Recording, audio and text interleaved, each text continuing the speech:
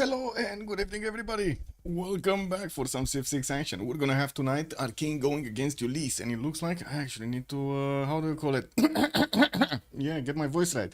Haven't been speaking in quite some time. Anyway, Fortuna Belly, good morning, sir, and welcome. I do see the players are starting to actually go through the pick and ban phase. We do have a map already chosen. It will be Rich Highlands, and we do have them with Arcane on the left side, Ulyss on the right side. They are starting to go through the pick and ban phase. We do have three choices already on Arcane. That's gonna be Shaka with Chandra Gupta India and Basil II by the looks of it. On the other side, we're gonna have Mapuche with Tokugawa being taken out by Team Ulyss. Looks like it wasn't actually Basil II. It was Hungary being taken out on Arcane side. Okay, well they considered over there Basil II for a little while. Looks like they didn't end up choosing it. We do have on the right side Genghis Khan being taken out by Team Ulyss. Of course, Kublai Mongolia is still available for them if they do want to actually get some keyshakes on the map. Since the map is Rich Highlands, we're gonna have a lot of territory for them to actually cover. I'm pretty sure we're gonna see a lot of cities. I'm pretty sure we might actually get even to the late game to see some GDRs and some nukes all over the map here. We do need to see how things are gonna evolve, and it looks like they still took out Basil. Wow. Okay. I guess they just pushed him a little bit. Marco Diabolo, bonsoir monsieur, bienvenue. French victory tonight. Yes, yes. I mean, between two French teams, it's definitely gonna be a French victory, no? Poor Daniel, good evening, sir, and welcome. Lancer, hello there, sir, good evening, good evening. I did see also Mithrix, hello there, sir, and welcome. Alex Fire, bonsoir, monsieur, bienvenue. I do also notice Bitna, hello there, sir. Hola, senor. No, I'm not sure how to say welcome. Bienvenido? Bienvenido, I think. Anyway, yeah, I did see also hello sir, good day sir, and welcome. Thank you so much for picking up that first promotion. Fortuna Belly, I do want to say hello also on YouTube over there. Good evening, guys, and thank you so much for watching. Let's actually see how the action is going to unfold. We do have another two bands being chosen. Ethiopia on the side of Arcane, and I do see on the right side Grand Colombia on Ulyss is going to be taken out. They do have one more band to go before the pick of the day here. The first tone of the day is going to be set by Arcane, and we're going to need to see what are they going to choose tonight. Is this gonna be yeah, it's probably gonna be similar. Like it's Rich Highlands. I don't think it's gonna be one of those things like, oh, let's get some ponies. Woo, let's get to the opponent cities. Let's fight for the generals at the beginning. I find it extremely unlikely that they're actually gonna go for any triple encampment setup. The sleepy map, yeah, we got the sleepy map tonight. Arcane is gonna go for Age of Steam here on the left side, and we do need to see how Team Ulyss are gonna go here with another two choices that need to be picked up by them. They do have the choice to counter basically Age of Steam. Age of Steam is well known for its extreme production capabilities, so yeah, we're gonna be seeing thousands of production points over there on Age of Steam. Unless it gets attacked and it cannot evolve. Anyway, that's kind of rare. We do have Uzetian on the side of Ulyss being taken in the game here with, of course, the spies. We've seen how much power it can actually have. Yesterday, we've seen it just steamroll Julius Caesar. He had no chance over there. That was incredible. We're going to need to see also the second pick here. And, of course, we're going to need to see how Uzetian is going to be used in the game. And definitely, the spies are going to be a menace. Is it going to be JR, the menace? Oh, wait a second. Jerry's on the other team. Yeah, no. We got the menace on both teams, basically. Indonesia is also going to be picked up by Team Ulyss. Indonesia definitely showing up as quite a simmer here. A lot of potential. Daniel Dingo, good evening, sir, and welcome. Okay, second choice for Arcane. What do we have? Ooh. Click on buttons, that's what we have. I think I have something in my eye. No, I'm kidding.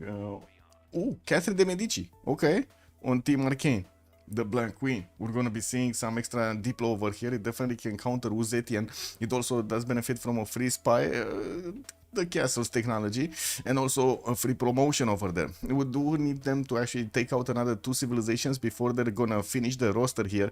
And by the looks of it, they're taking their good old time here to actually set the new ones. I just realized I wasn't watching something. There we go.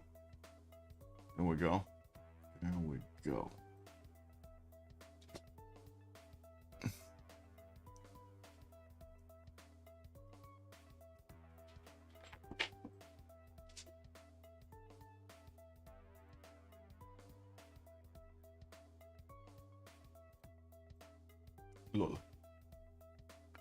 Aha. Yes. Can't believe I finally see something like this. Indo on rich islands? Really? Okay. I mean, we do need to see how it will evolve. They did take out Pulmus also on the side of Ulyss. They're kind of afraid of that culture victory. And by the looks of it, we do have Arcane also taking out the second Indian nation. That's going to be Gandhi on the side of Arcane. The 6th ban. We do have one more ban to go for from each side, and Team Ulyss is gonna need to pick up the last here. Let's see what are they gonna take out. You go to the kitchen for 5 minutes, and now there's Indo. Yeah, we got Indo walking in. They didn't get to ban it. Interesting. Like right now, is Indo over Tokugawa or is Tokugawa over Indo? What do you guys think? Let me actually put up a poll over here. Who is better, Indonesia or Tokugawa? I'm quite curious. What do you think of the power creep over here? Well, I should have asked which is better, but sure, which is better. Anyway, you know what I mean, right? You know what I mean. BBG really turned into the archipelago Civ, into the whatever water body Civ, yeah. Well, I do see Rome also. The region is going to be taken out by Team Ulyss. We do need to see also Arcane choosing Varangian as the last ban here. Well, that opens up their picks, and we do have Ulyss needing to get their third on the board here with Uzbekistan and Indonesia already on their side. I would imagine they're going to keep on getting some similar civilizations over here, no? I would imagine we might actually see some, I don't know, Lincoln here, Eleanor England. We might see... Japan, Philip II. Ooh, so many simmers. Which one are they gonna choose though? Ambiorix, Gaul. Quite preferred on this map actually. Nader Shah would also be a good choice. Nobody's voting for anything here. So you guys don't have an opinion? You don't know what to pick? Indonesia or Tokugawa? Really? Really? Nobody's voting on anything? Wow. That's incredible. That is incredible.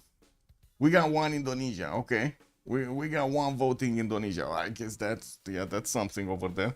I mean, it said, you know, oh, now it's tied again. Oh, 2-1. We got 2-1, okay. It's still Indonesia in the lead. Then Tokugawa comes back, punches in, and then goes for the double slam, gets a third on the board here. Yeah. Tokugawa over Indonesia. Okay. Oh, I'm pretty sure there's gonna be somebody that's gonna vote on Indonesia just to tie it up again.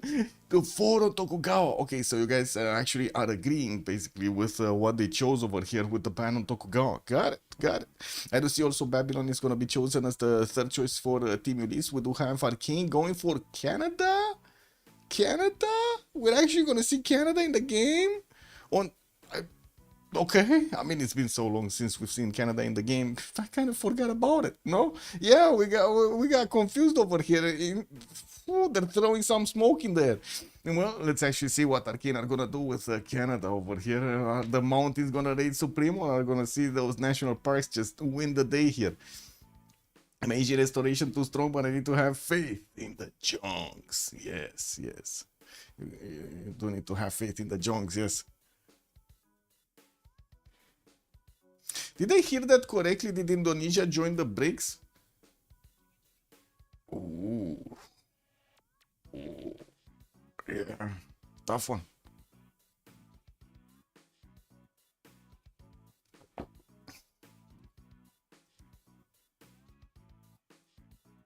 Okay, fourth and last choice for Arcane to go for. And it looks like they're running down the clock. What is it gonna be? Cyrus. Okay, Cyrus. It's Persia Cyrus. I'm gonna pick Cyrus, the one with the culture internals. Okay. I'm a bit, confused about this because usually neither share is being chosen when it comes to this. But sure, Cyrus can definitely do well. Gaul, yeah, could be a choice. On the side of Ulyss. Well, I don't think they're gonna have problems with gold by the looks of it on their civilization makeup, but I do believe they kind of need a bit more damage. What are they gonna pick up? Something more aggressive here. Something maybe something more aggressive. No, I mean you know how it is. We want to watch the game, right? We want to watch the action. Isamdut, bonsoir, monsieur, bienvenue. Will this Vicky be as strong as your Vicky yesterday? Well, let's see it. Yeah, my sister came from Canada tomorrow, so comes from Canada tomorrow, so I'm happy to see the Canada pick, but don't know if that Civ can win at this moment. That's a good question. We will find out together. Takeshi Rev, also good day, sir. Let's go, Ulyss. Oh my God, we got quite a few Ulyss fans over here. What are the Arcane fans? Oh wait, aren't they like the unknown ones? Maybe they're hidden somewhere. Do we need to reconnect? Don't have anybody in the lobby. There was actually a chance that the lobby didn't have the spectator mode, and I was making fun of it earlier that we are gonna play like 4 versus 4 versus 2, me and HK being the third team basically. And we were the barbarians on the map over there, just pumping out horses everywhere. Pony is attack. All the unicorns. Dun, dun, dun, dun, dun. Move like crap? What? Like. Anyway, let's wait for them to actually get into the lobby here. Give them a few minutes. Always rooting for the underdogs here. Let's go Arcane. Let's go Arcane. I don't know if they're underdogs, to be honest, because they had very good results, Arcane. Like during the group phase and in the other tournaments, they have very good results. Stealing the naked settlers, yeah. Or leaving them naked. Stealing their clothes. Good evening, sir Ponugi. I expected a dogfight for the survival in the competition, but it looks like a quiet game incoming. Yeah, I mean, this is the first game out of a best of 3 series, so maybe they want to take it slow. You know what I mean, Panuke. This is the first date, basically. They want to take it slow. Let's see how slow they're gonna take it. Wait, France, Eleanor France has been the last. Wait a second. I don't think it was the last choice, no? Oh, it was the last choice, Eleanor France. Ooh, we're actually gonna see the France that actually has the extra culture on its resources, no?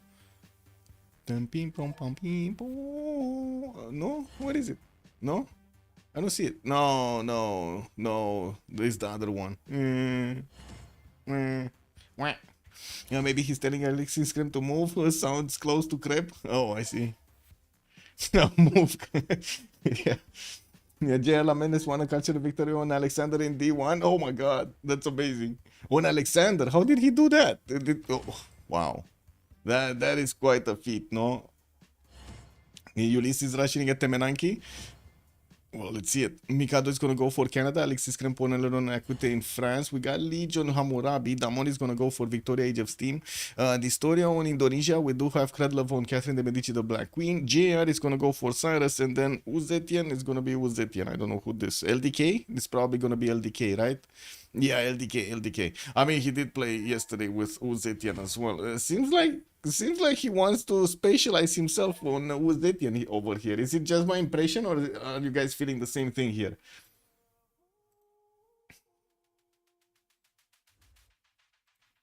Okay, get this in order. Get also this. Start the prediction. How many remaps are we gonna have? 0, 1, or 2? Submission period for 10 minutes. Start it up. Got it. Good. And we're just gonna need to wait over here for Hashkey to get his ready up button.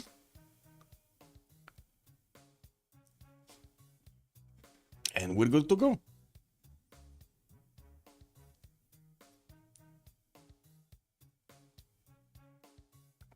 Oh, no excuses for not reading up.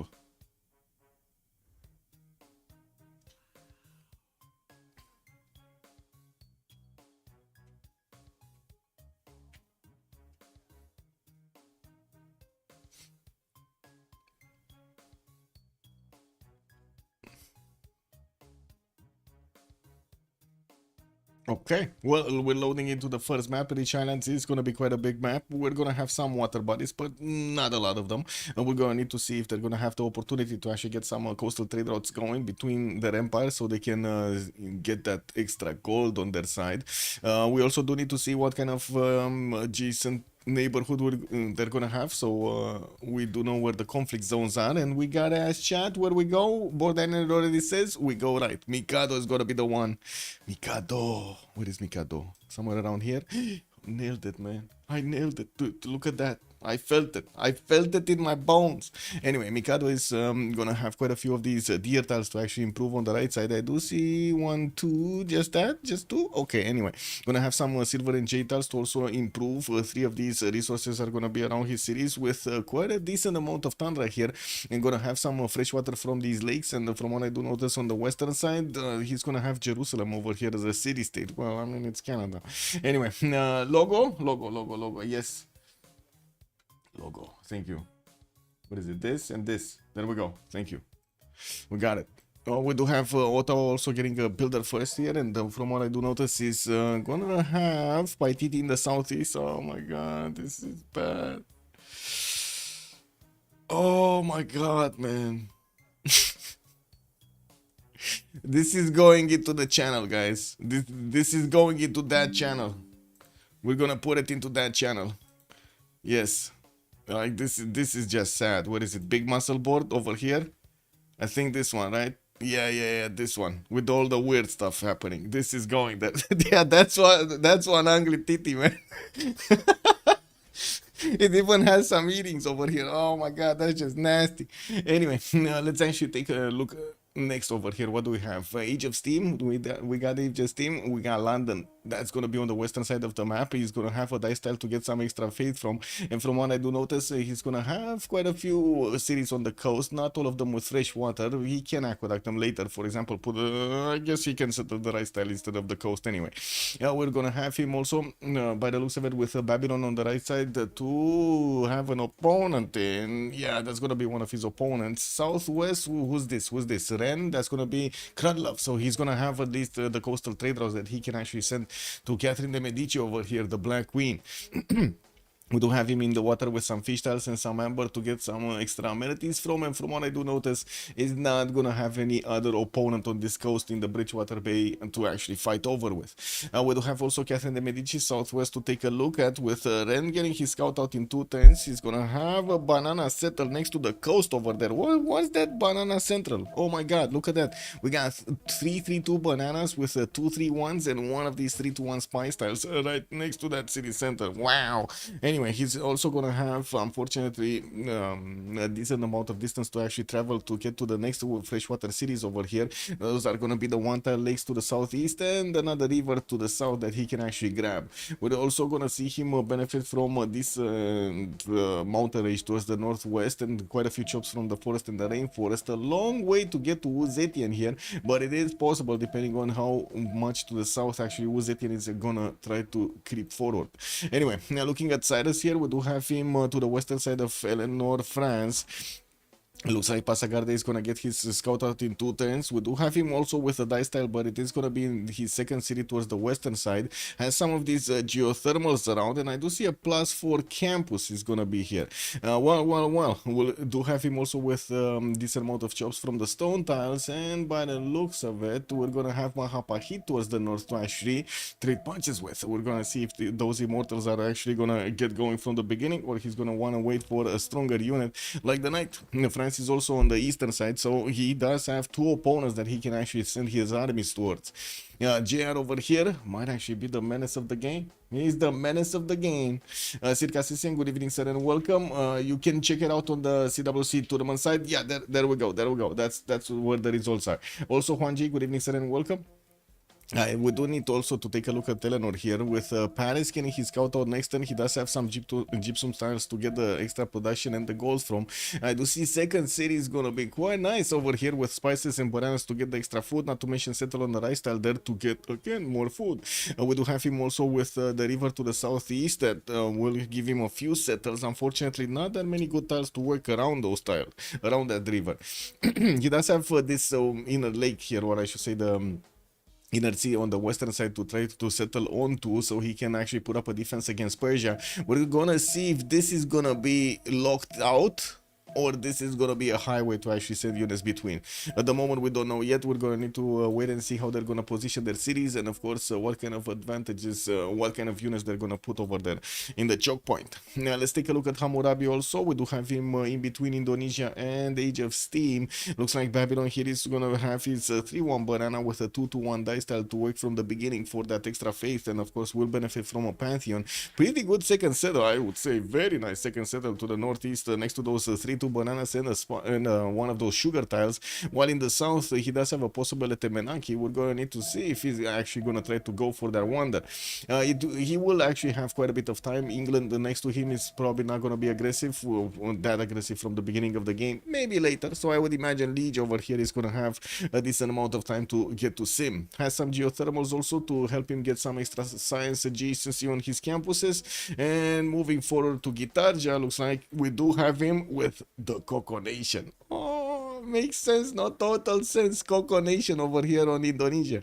We do have him in the water with some, fish tiles and some amber, and we do have, by the looks of it, 2 of these Coco tiles, one left, one right. He does have T-tile to the eastern side to actually get to settle on, and by the looks of it, just for a scout. Well, he invested the gold. We're going to need to see if he's going to get some return on investment there. Now, we also do see he's going to have this water body to get his settle zone, and I'm pretty sure he's not going to get attacked that early. He does have the ability to trade with Hammurabi, which is going to be amazing here for their economy in the Persian Gulf, while in the southeast, he's going to have Paris here behind these water bodies. Well, it looks like they can't get some trade routes going. I wouldn't really be surprised to see Mahapahit put a city over here next to those spice tiles and get to connect with another city from this side of Eleanor. Looking at LDK, he is gonna be next to Catherine de Medici. Well, I guess this is the worst matchup for both of them, actually. Shendu is gonna get another scout out, and that would be his third. He did figure out where Canada is to his northeast, and that's another one to his north, actually. That's another one of his opponents. We might actually see Canada being bullied first, and Catherine de Medici. I do see he did manage to get his settler out. Looks like, well, he's pondering where to go with it. It's not like he actually has that many options. No, it's gonna be north. There is no option. There is no fresh water anywhere. Well, I guess western side, he could have actually went for the gypsum settle, no? Yeah, let's see it. Where is it? LDK? He doesn't know about it. Oh my god, he doesn't see a single tile of that fresh water. Yeah, I guess, like, look at his vision. He doesn't see any fresh water. The only fresh water is to his north. That is kind of sad. Oh, anyway, we're gonna have the remap vote started up, and we're gonna need to see if they do want to keep this map or go for the next one. No, we're in the playoffs right now. It's the second stage of the playoffs. We're actually looking at the lower bracket series between Team Ulyss and Arcane over here. You do have it on the website, I believe. I did update the scores on the website. Give me a second. We actually needed to switch, unfortunately, to just pictures, not the challenge website. And yeah, these are the pictures basically. Now this is the winner bracket with Lucky Freitos, TBD, and COC, and then we do have over here in the second. Wait. What? I'm not gonna lie. It is what it is.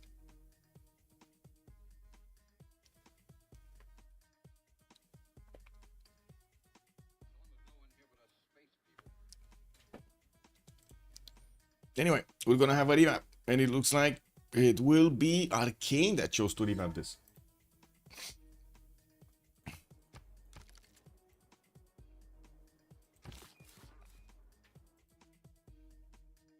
Man, at least maybe we get a better TT. You know what I mean? Maybe we get a better TT. It can happen. Like, I think anything is better than this. No? Is there... Have you seen a worse TD? This means we go left on the next map? We go left on the next map, yeah. That's just nasty, man.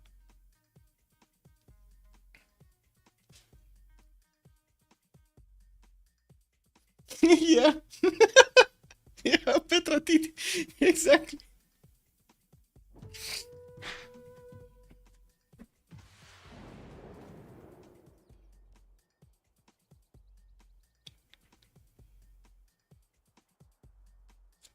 Okay. Hey, Crispy Claims, thank you so much for the tier 1, much appreciated, sir. So this time around we're going to take a look at Wuz Etienne here, LDK on the left side. Oh, we're not here. Actually, that's Indonesia. Where is Wuz Etienne? Here. We got him with the pearls in the water, and it looks like he's gonna have a 3-2 banana to get the extra food. A second one in the third ring, that's gonna be quite expensive for him to get.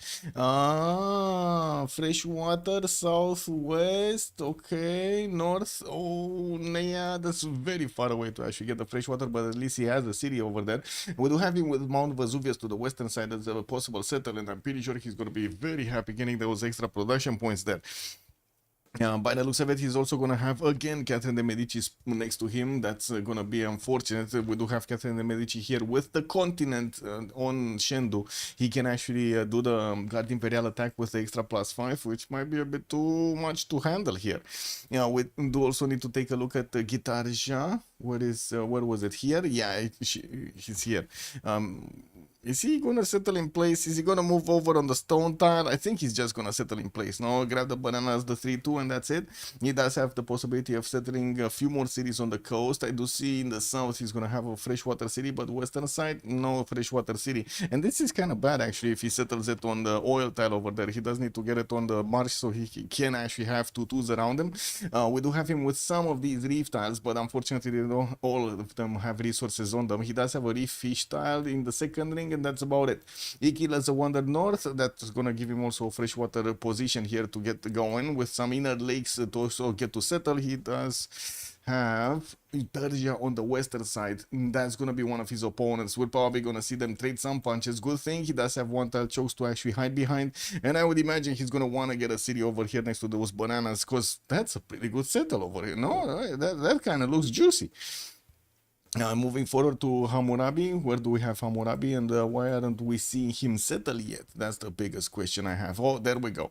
He's still pondering his settle spot. Well, he can actually go and grab the cattle tile, and that's exactly what he's gonna do here. It looks like he is gonna have Ivory settle to the northwest on the river there, and I do see another river to the south that he might actually want to grab. No, I'm pretty sure that Temenaki is not worth over here with only 6 tiles. Anyway, banana southwest and some geothermals to give him the adjacency towards those campuses, and the water body in the Persian Gulf is not going to have the benefits of fresh water. So yeah, he's going to want to get this river going. He does have to the western side Wuz Etienne to try to trade with, but unfortunately they cannot actually trade coastal. To the south, that's going to be southwest Paris here, and I do see southeast London. London is going to be his opponent. Paris is going to be also his opponent. We might actually have Babylon just creep forward on these rivers to get as close as possible to Damori. We're going to see how he's going to settle his cities and of course his destinations here. On Eleanor of Acuity in France, we do have him settling next to Puy-de-Dôme over here. Okay.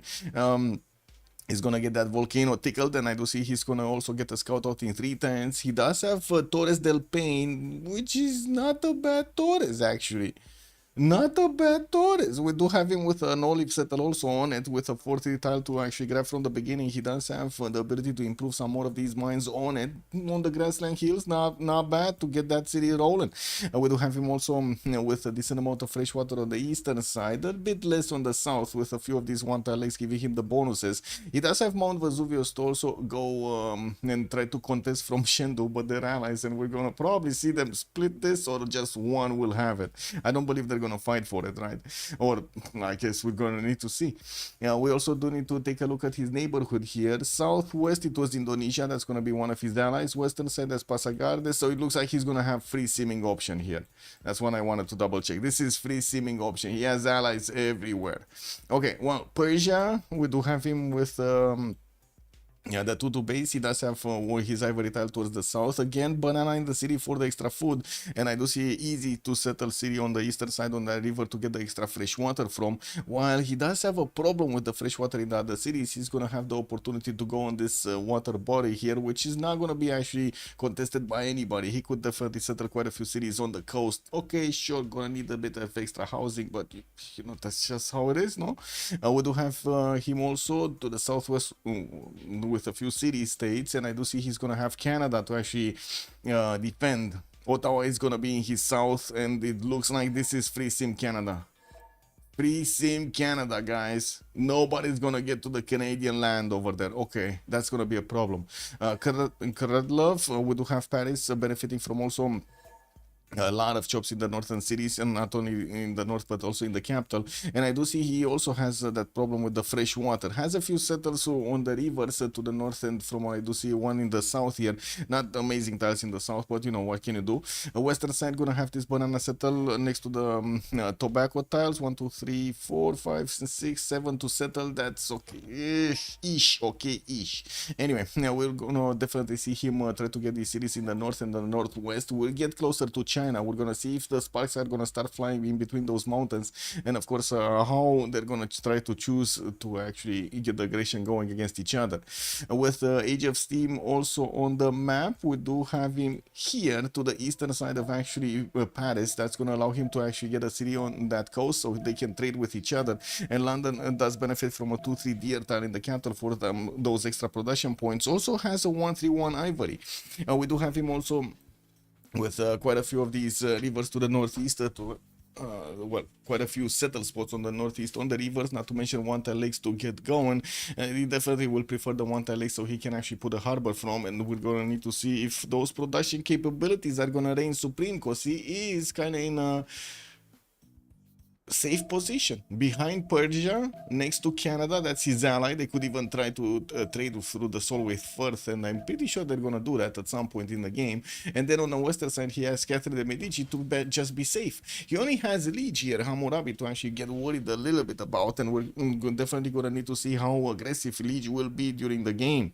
He's not really that aggressive during the games, no? Well, taking a look at also Mikado, let's see the Canadian spawn.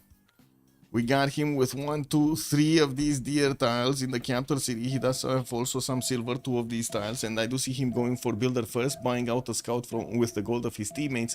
And while he does have a lot of freshwater cities on the river on the western side, there are a few more deer tiles, but I don't think actually Goddess of the Hunt would actually be that important in this spawn. We're gonna need to see what kind of pantheon is he gonna pick here. He's trying to get his settlers out, and of course definitely wants to improve these tiles so he gets those extra food points going. Very good improvements from Canada on the initial deers and on the mines. There are some tiki hats also for him to get going, and I do see him discovering animal husbandry next turn just in time. We'll have Indonesia on the eastern coast that I guess at some point they might actually trade some punches with. There is a one-tile choke over here in the south that they can pass and get to each other, while I'm pretty sure Persia is probably gonna take all of the heat over here. You never know. You never know what happens in the game. Okay, there we go. Goal points, food points on the deer tiles. Now this city is gonna start growing much faster, and he definitely wants to improve all 3 of them. We're gonna need to see if he's also gonna try to get one of these silver tiles, because he's also getting, guess what, more production on these mines, improved from the beginning, no? The Canadian dream. Goober Dragon also, good evening, sir, and welcome. Yeah, the Petra tits. I don't think we had, did we have? So we saw Ikil. We saw Vesuvius, right? What were the other wonders?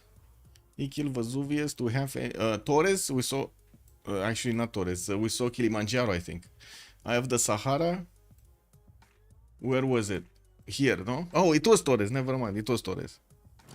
And we're missing one. I don't know which one is it. Anyway, we actually got to talk a bit too fast. Heck, we went through all of this, or they were a bit too slow to actually get the choices on the board here, because it looks like we kind of went through all of them very quickly. Torres, yeah, Torres. Any wonder in the tundra? No. Oh yeah, there we go. That's the 5th one. Mount Everest. That's the 5th one. Got it. And that's actually next to Canada, but I don't think he's actually gonna ever settle it. Like, to be honest. Would you settle this city? I don't think you would settle this city. Also, good evening, Eddie Coffee. Hello there, sir, and welcome. That's even worse, Everest. I mean, yeah, you're not wrong. I don't think there is a good Everest, to be honest. There are good Paititis. I don't think there are that many good Mount Everest, no? Let's put the team labels on the screen here, so you know we get that out of the way. On the left side we do have Ulyss. And on the right side, we're gonna have a the mysterious ones. Don, don, don, don, don, don. Man, oh man. Anyway, are they gonna meet each other? Not really, no? Yeah, they're not gonna meet each other. Or at least Liege is not gonna know about Damori here. We don't have France meeting Babylon either. Looks like China is just sitting in his corner.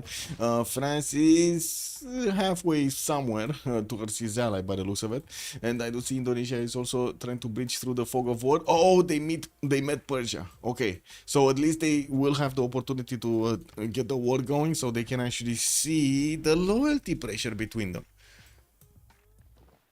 I did also notice, of course, the first pantheon has been chosen. Religious settlements, the way to go here for Indonesia.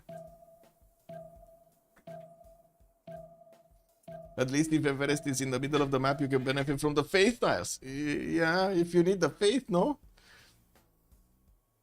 I mean, you always need the culture, you always need the science, you always need the production, you always need the gold. Faith? Not always. No, not always.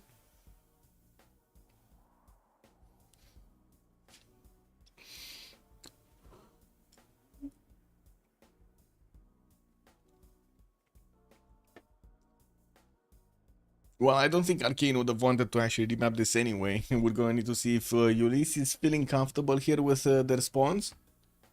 They are kind of close together. I don't really see any immediate problem with their spawns.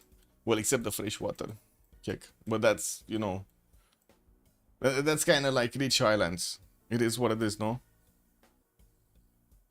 Oh, second remap, bro. We got them choosing to go for another map. Cannot see too many going faith except Canada. Yeah, true. Some extra faith points to steal the great persons is always welcome. Yeah, you're not wrong. You're not wrong. Another map. Folk, good evening, sir, and welcome. Long time no see indeed. Welcome, welcome. This map, the new map is gonna be garbage. Nope, good evening, sir, and welcome. Yeah, let's remap, Dima. Hello there, sir, and good evening. Mikael. Yeah, good evening, sir. No one wins prediction. Wait, nobody put onto the second.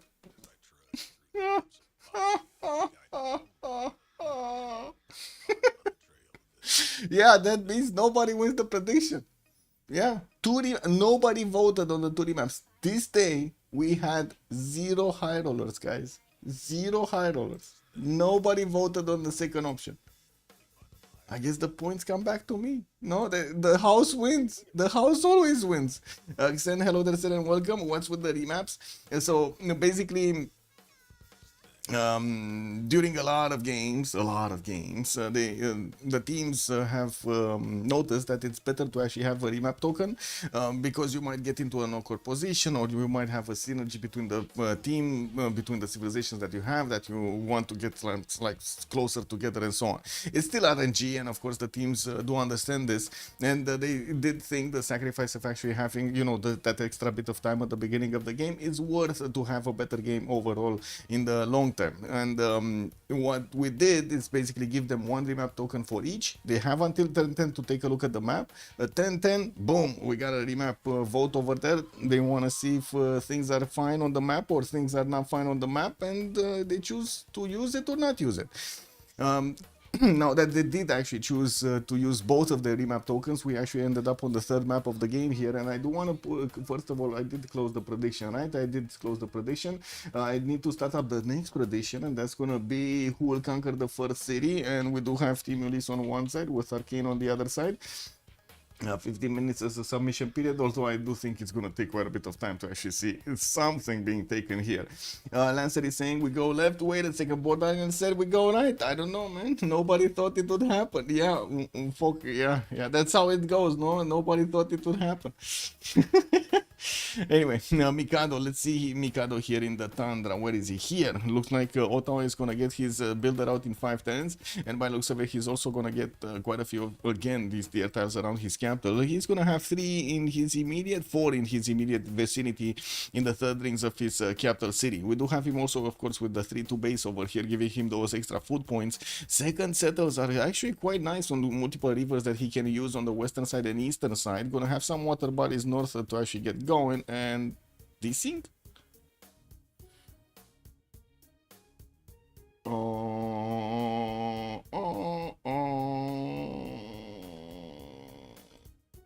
What? How did this happen?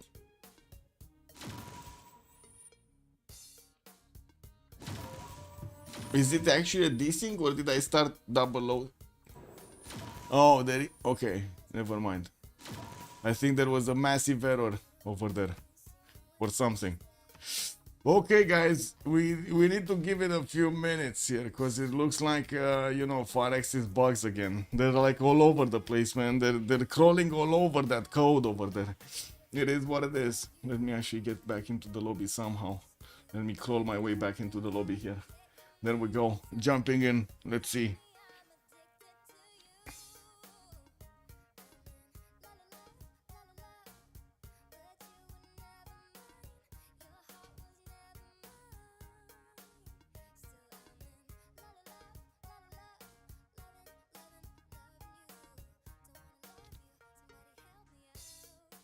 Now that's a good prediction, but what if they CC before any city conquer? When also do we count settle stone? Yeah, no.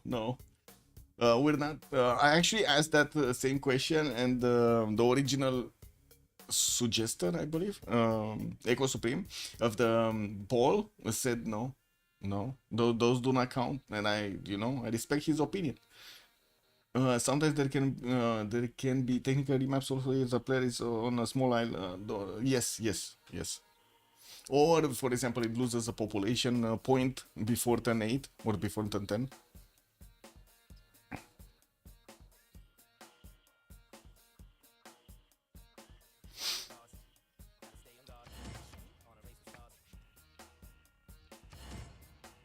Okay, let me double check the 0 MS here. Very important to have more than 0 MS. Oh, I believe Damori is back in France, no? Yeah, Damori, I'm pretty sure is back in France because his ping actually looks good. Otherwise, when he was in Australia, 300 ping. Whoa! He was clicking and stuff happened after 5 seconds.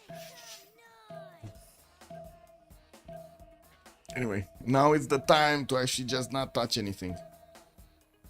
I'm not touching anything, guys. No touchy, feely, no keyboard, no mouse.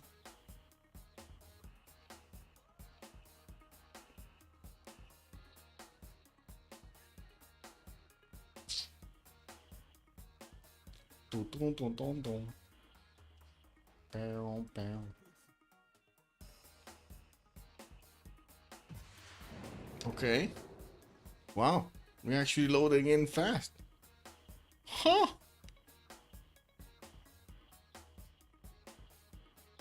The game actually started. Amazing. France is all over the world. Actually, the country spans across most time zones. 11. Wait. Oh, because you have like all of the like colonies and stuff like that, I guess. Like extra territory. Anyway, we needed to take a look at Mikado, right? Yeah, there we go. He does also have some dice tiles in the north to get the extra faith from, but unfortunately they don't have extra food or production on them. We do have him by the looks of it with iron in the second ring towards the southwest, and of course no horses because they don't spawn in the tundra. Has a horse tile northeast that he can grab when he actually will get onto that lake over there. Not really the best setup that he can go for. We do have also Damori to take a look at. Damori looks like he's gonna have the water body over here. I wanted to take a look at Paris really quickly, but it looks like they're gonna be decently spaced away, so they're not gonna interact from the beginning. They also do not share the same seas here, and that's gonna, well, not gonna give us one of those naval battles to look at. London is gonna get the benefits of horse tile in the eastern side of his capital in the first ring. He also has one of these iron tiles to the north in the second one.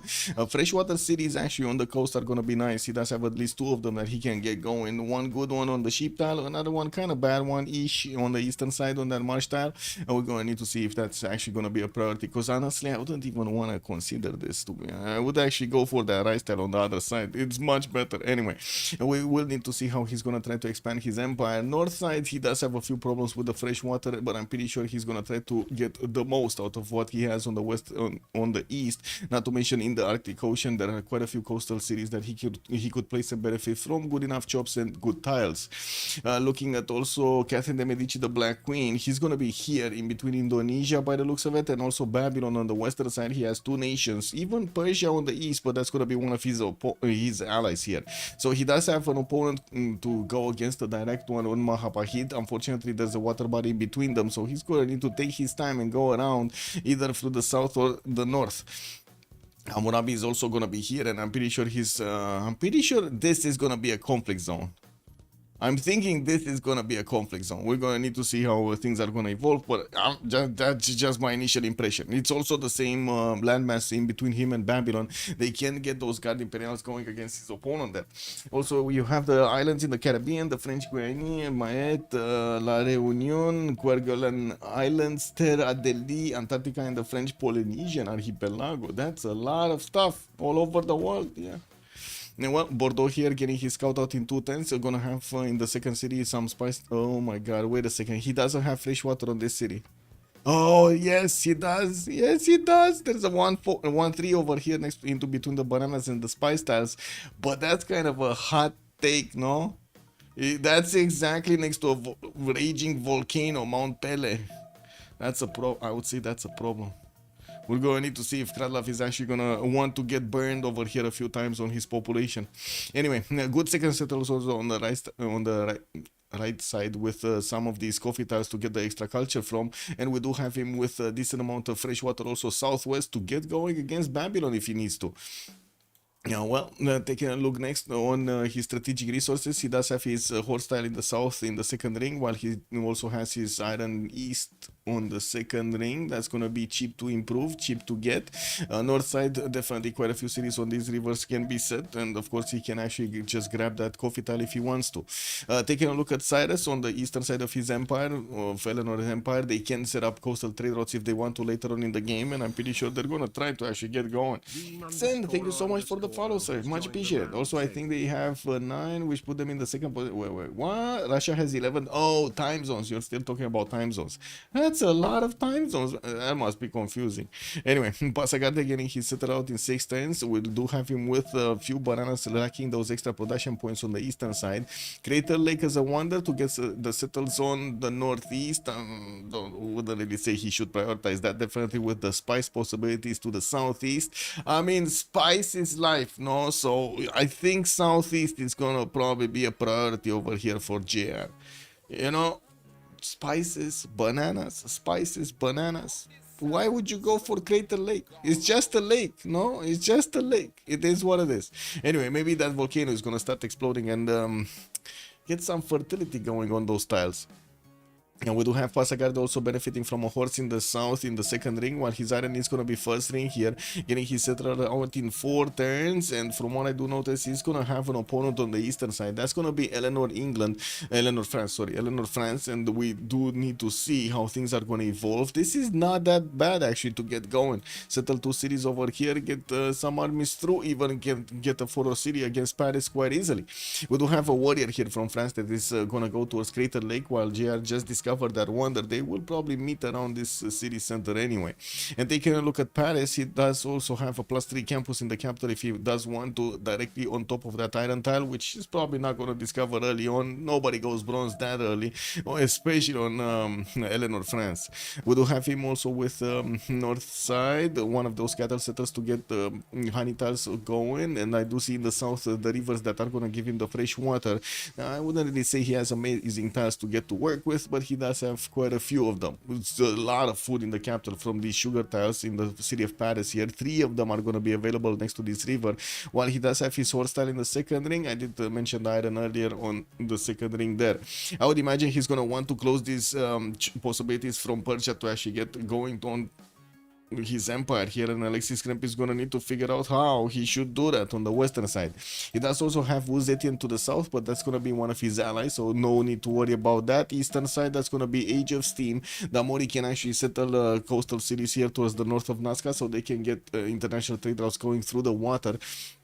While we do need to actually take a look at the next one, that's gonna be Babylon to take a look at. Already improved one of his stone tiles. He does have a builder starting to actually get his improvements going. Quarries getting built immediately with settler, another settler coming up next turn. He will probably go northeast with it. I wouldn't imagine he's gonna want to go to the south. Maybe southeast would also be a possibility, but still Banana City northeast does seem a little bit juicier. We do have him also going through that one tile lake to see what's going on past that mountain range. We're probably gonna see him discover France before the settler actually arrives anywhere.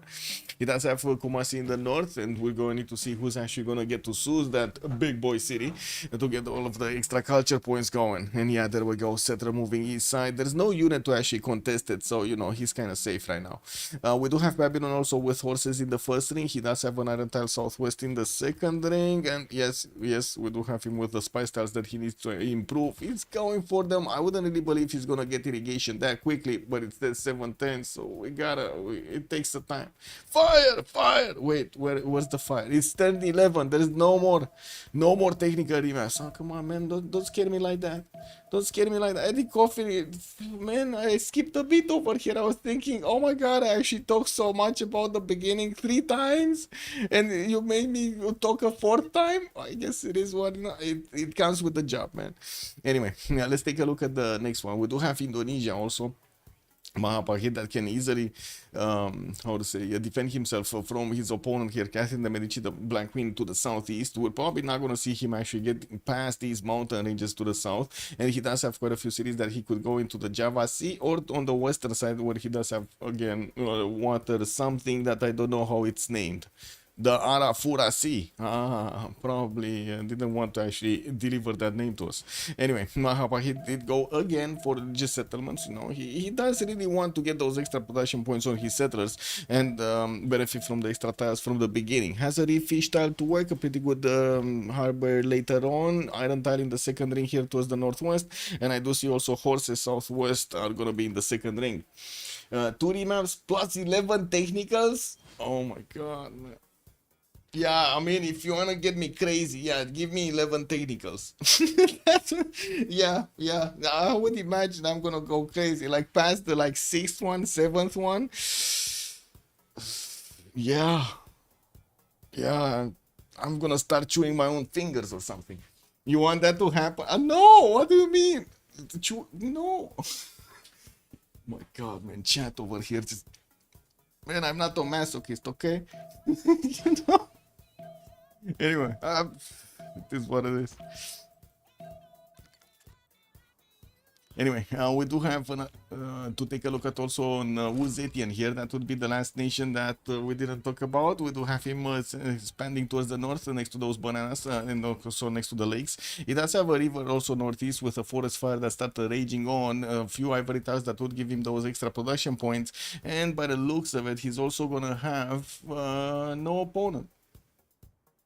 Oh no, he does. Canada. Oh my god, he actually has Canada as an opponent. Right? So we will see LDK over here getting to flex his abilities against Wilfred Laurier. Yeah. He missed the Black Queen's continent. It's a big one, man. It's a big one. The Black Queen's continent. Look at this. Biggest continent. Hey, wait a second. Is that Paititi? No, that's Gobustan. Forest fire. He has Indonesia on it. He has Babylon on it. 2 opponents. I mean, what do you want more, right? He has 2 opponents on it. This is perfect for him.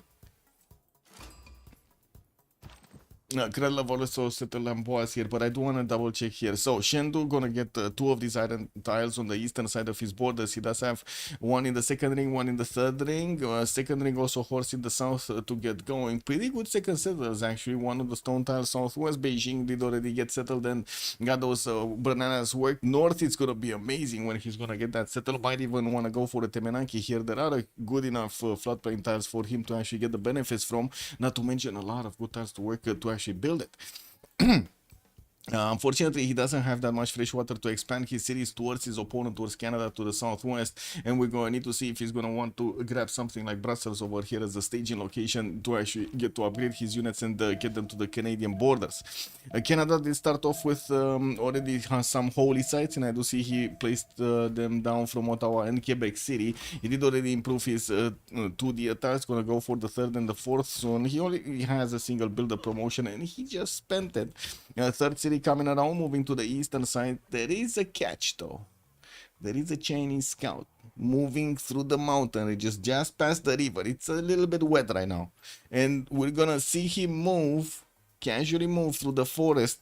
Is he gonna get to the Quebec City borders to show himself, show his face over there, or is he gonna go to the south? And if he goes to the south, will Canada actually smell him out? I guess he will. And this scout doesn't have a promotion. He might have seen it though. There is a Canadian scout that is coming. No, he didn't see it actually. There's a Canadian scout that did manage to grab a builder from Brussels and come back with it. It's a 2-charge builder, but I mean, that's 2 improvements. No, that's amazing. Echo Supreme, good evening, sir, and welcome. Why does Ulyss have all the best leaders? Wait a second, all the best leaders? Are you just disrespecting Persia like that in Canada? Oh my god, Rafifi, bonsoir monsieur, bienvenue. Did you see Rafifi what Echo Supreme did over here in the chat? He just like totally disrespected England, Canada, Catherine de Medici and Cyrus. It's like, you know, Farax is actually putting in Civ7 all of those leaders that are not leaders, no? Disrespecting everybody else in the meantime. Unbelievable.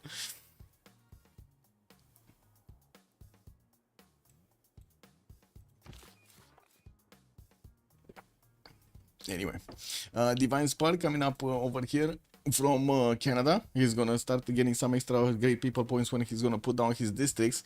We do have France also getting a plus, getting to open up with campuses here. I do see already he did get 2 of them down.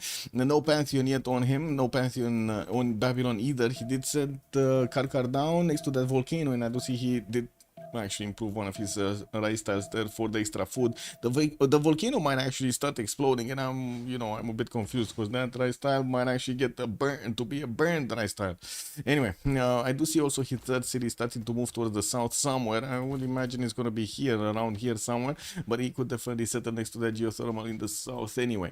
Indonesia, third city moving east. He's starting to get his builders onto the horse tiles, and I do see he's working also on his fourth city coming around in 5 turns. He is gonna plug in the choke on the eastern side next to those turtle tiles. He's gonna have the ability to actually put quite a few units in the choke points next to those mountains, so he doesn't let Catherine de Medici just walk through with his units. Damori is actually going to go on that rice settle. I was thinking that's going to be the better choice, no? London is going to get a monument out in Tutors. Bristol just the same. We'll need to start improving those amber tiles for those extra production points. And I do see him still needing to get his celestial navigation boost from the coastal tiles that he needs to improve. Catherine is overrated. Catherine is good only if Babylon is on the same continent. Wow. Man, I think Catherine de Medici is very good nation. I do have to agree that you kind of need to know how to play it. You know, it's not as easy as just click buttons and boom, you get like 500 stat. It takes quite a bit of time. Persia, still no Pantheon from him. He did settle next to those spice tiles and the bananas, and I do see he's gonna get that second city also next to the spice tiles towards the south. Going fourth city quite quickly. We're probably gonna need to expect this happening from most nations, going fourth city quite early, cause yeah, that's rich islands. Nobody's actually gonna put aggression on them, so they don't actually need to get to horseback riding that early on. Earth Goddess also going to be France's Pantheon, and I do see Persian Scout did actually get next to his borders here. We'll start to actually get going. We might actually see him try to pillage one of these holy sites, even though France is moving one of his settlers towards the east. He does have a slinger escorting the settler now. We might not see him escorting the settler a little bit later. This scout also does have the promotion for the hill, so it's moving quite fast on it. We do have Alexis Krem that's probably gonna want to go for that horse style over here on the river. Uh-oh. Wait, is he leaving his slinger behind? Uh-oh. I mean, he must see the scout right now. Yeah, he saw the scout and immediately, like when he was on the 1-2 tile, he didn't see the scout. When he actually crossed the river and went into the forest, the settler started seeing the scout. Yeah, I mean, he saw his big head over there. It was like a lighthouse. Anyway, and also with all the mountains in France, why do they always have Puy de Dôme? True. Why do they always have Puy de Dôme? I don't understand why Eleanor didn't go Stonehenge and Sacred Path. Did he have stones? I guess he did have this one. Yeah, I guess he did have this one. Anyway. A lot of players are actually considering the initial faith that you get from Earth Goddess much more valuable than the later on faith that you get from Sacred Path, because you're gonna get to chop in both cases basically. And most of the time they don't really want to, how to say, min-max their holy sites that much. They just don't care about that extra adjacency that much. And yeah, I do understand, you know, bigger numbers better usually.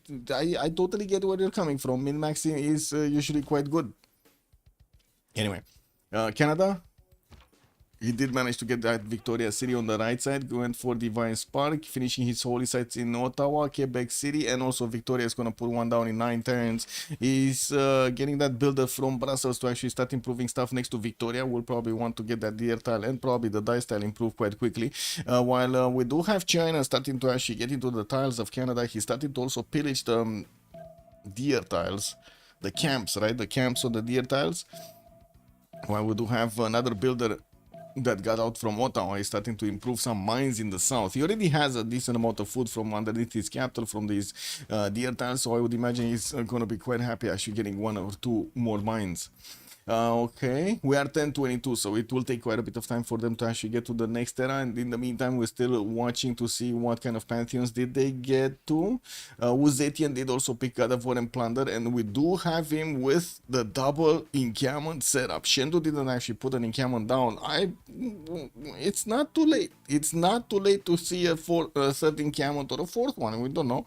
And while we do have settler coming up in 2 turns here from Shendu, you've seen yesterday how aggressive actually China can be when he gets all of those bonuses going. What was it yesterday? Plus 15 or something on it? That's insane. You also have La Soufrière in Guadeloupe. Wait a second. I climbed up it on my bike a few years ago. Interesting.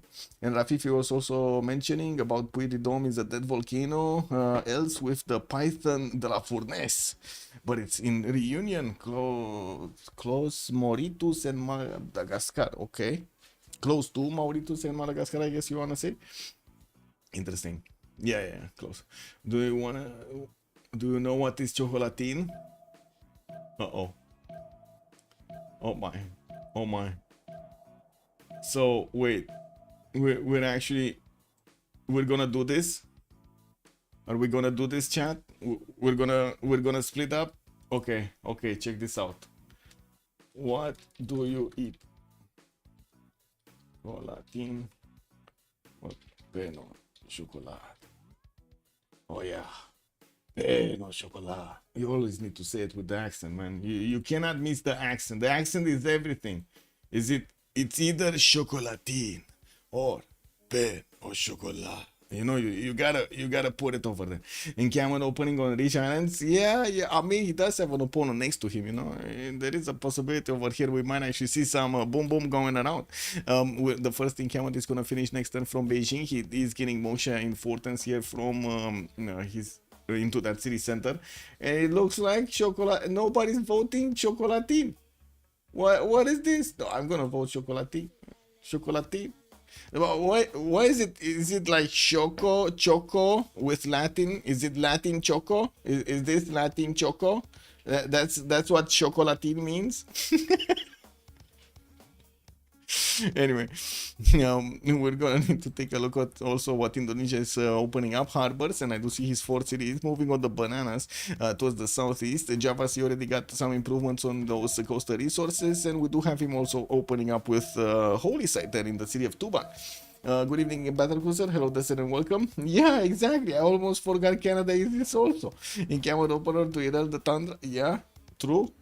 We're gonna see what Canada is gonna get going as a defense here, because there is a significant chance we're gonna see Uzetian getting his war moves going from the beginning of the game, from the beginning stage of the game. Wait, is this builder actually getting chased out? Where is this one going, guys? Wait, Warrior doesn't have any movement. LDK has a builder, cannot get into the Amber tile, by the way, cannot get into the water body, so he gets away. He cannot get away from the warrior. He needs to move around. Where is he gonna go? Huge pallet banks. Yeah, true. And this poll could actually be who lives in southwest of France.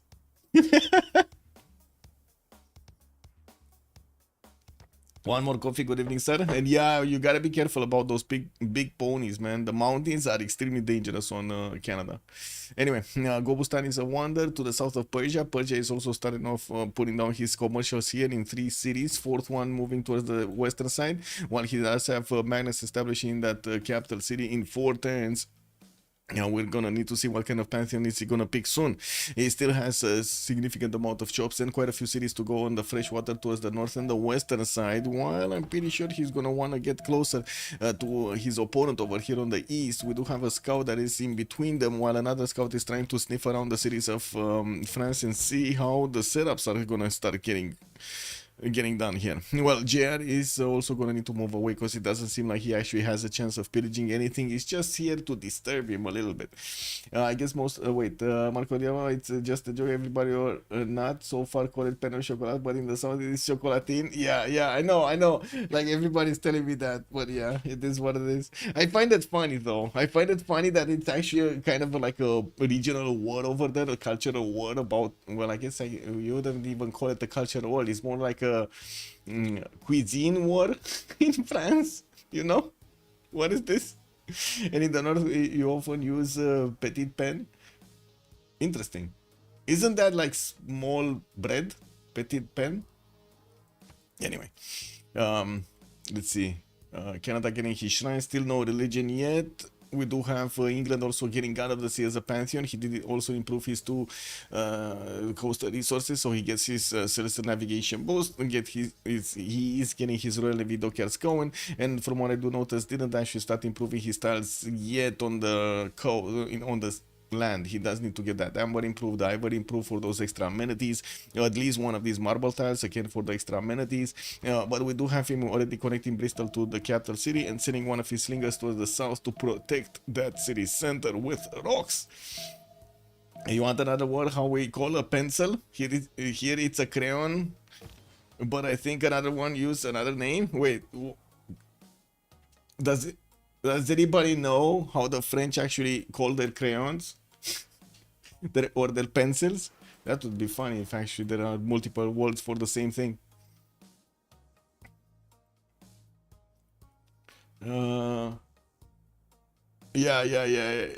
Well, it is what it is, Marco Diavolo, no? We need to find our jokes where we can find our jokes.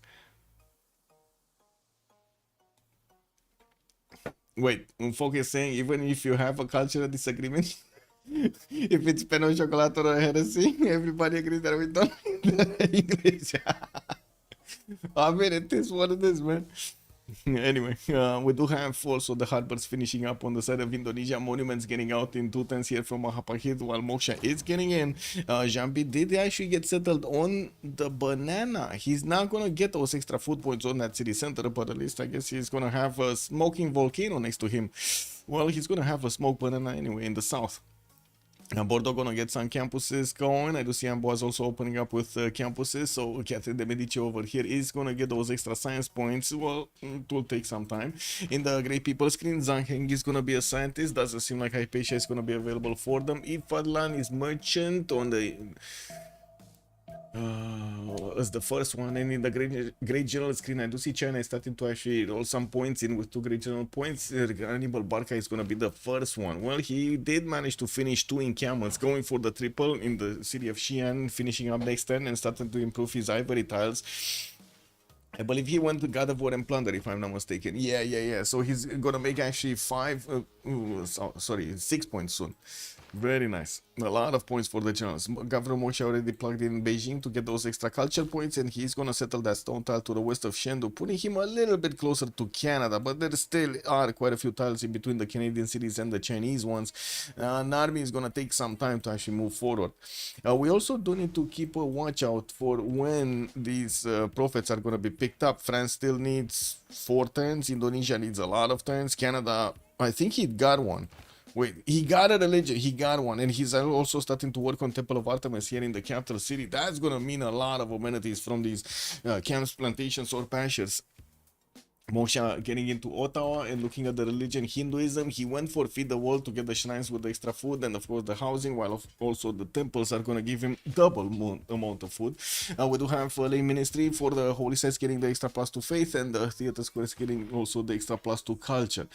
Okay, still nobody actually managed to finish those commercials for the merchant screen, but I would imagine we're going to see them. Yeah, there we go. Even a commercial hub investment immediately coming out from Persia. We do need to see if he's gonna finish anything. No, he's actually gonna want that project, gonna get very quickly to Ifadlan, so he can actually get an extra trade out capacity, extremely valuable actually on JR. He's gonna get quite a few extra yields from these internal trade routes, trading to the Magnus city center in Passagarde. We do have also a few of these monuments coming around in his city centers for the extra culture points, and he's going to open up irrigation so he can start improving his tiles here with a builder coming out in 2 turns from his capital city. I would imagine also everybody did manage to get to the golden ages, but I'm wrong. We do have Eleanor and Uzetian not getting there yet, and we're only 3 turns away. What is going on here? Can you imagine if LDK is not going to get the golden age? That's just going to be a sad story to tell. No, he must get a golden age, no? There's no way.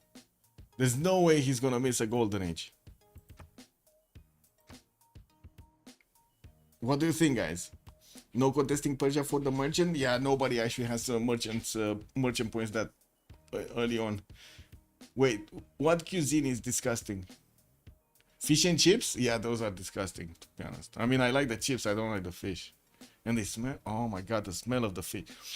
Anyway.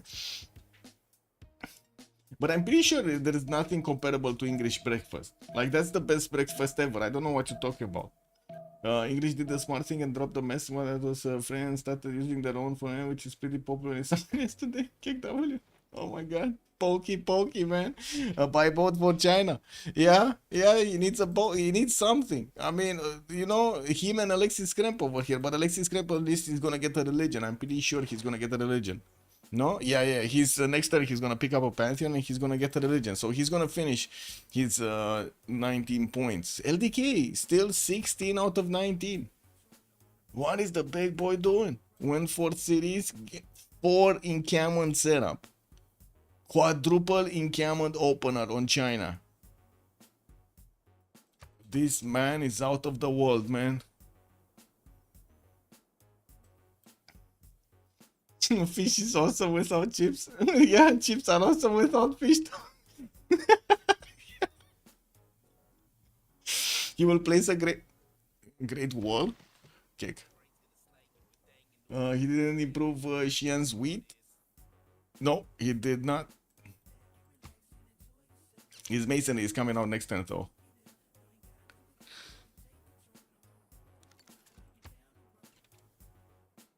I guess we're gonna need to give them a few seconds.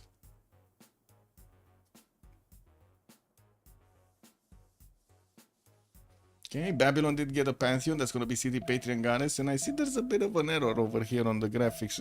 Kick W, whatever. We do have commercial hubs also starting to run around here from Babylon. He did get the first one and extra market in it. So I'm pretty sure he does have an extra trader to build. And he's getting it from Babylon to connect also the city of Karkar to the capital city. I'm actually a bit surprised he didn't actually go for the 4-city opener.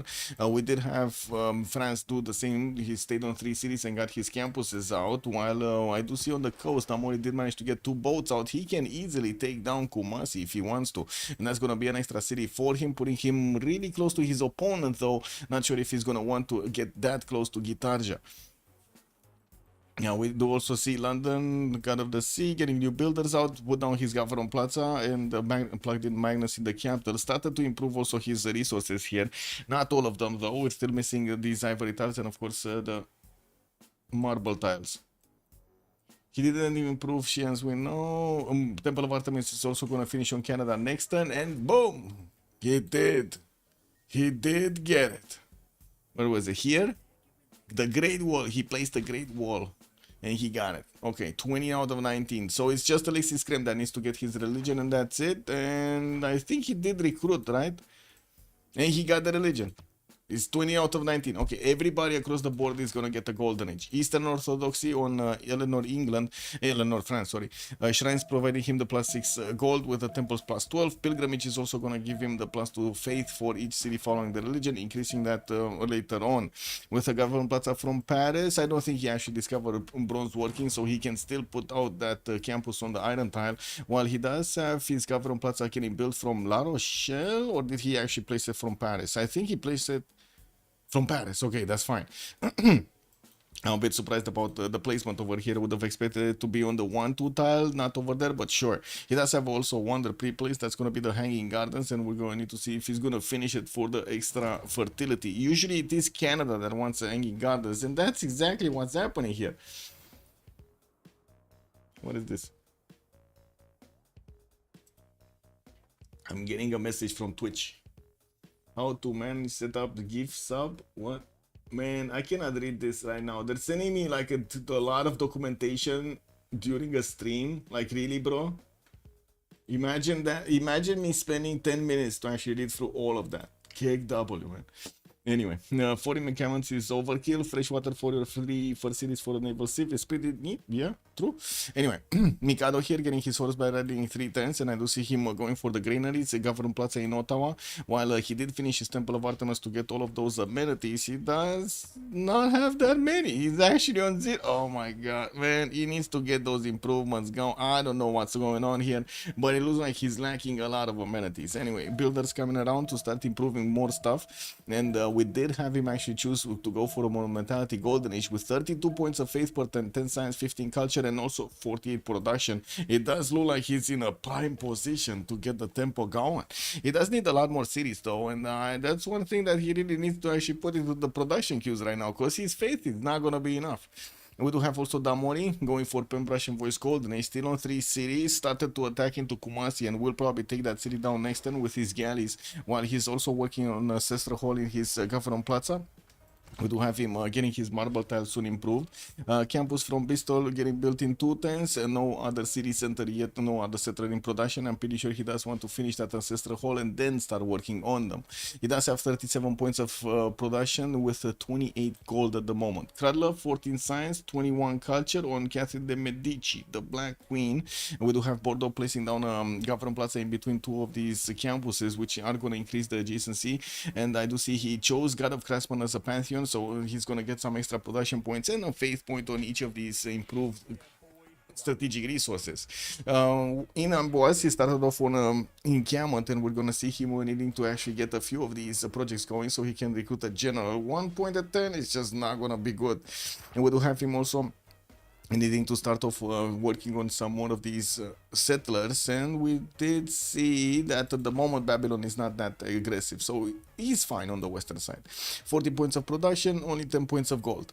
Cyrus, 11 science with 21 culture, he is 50 points of production, 4 cities strong with already 2 trade routes connecting his cities towards the capital Pasagade. Did finish his Government Plaza and the got some extra adjacency towards this commercial, while at the moment didn't go for a specializing building of choice in the Gavron Plaza. We're probably gonna be seeing him need to choose quickly, and I think it's gonna be right about meow.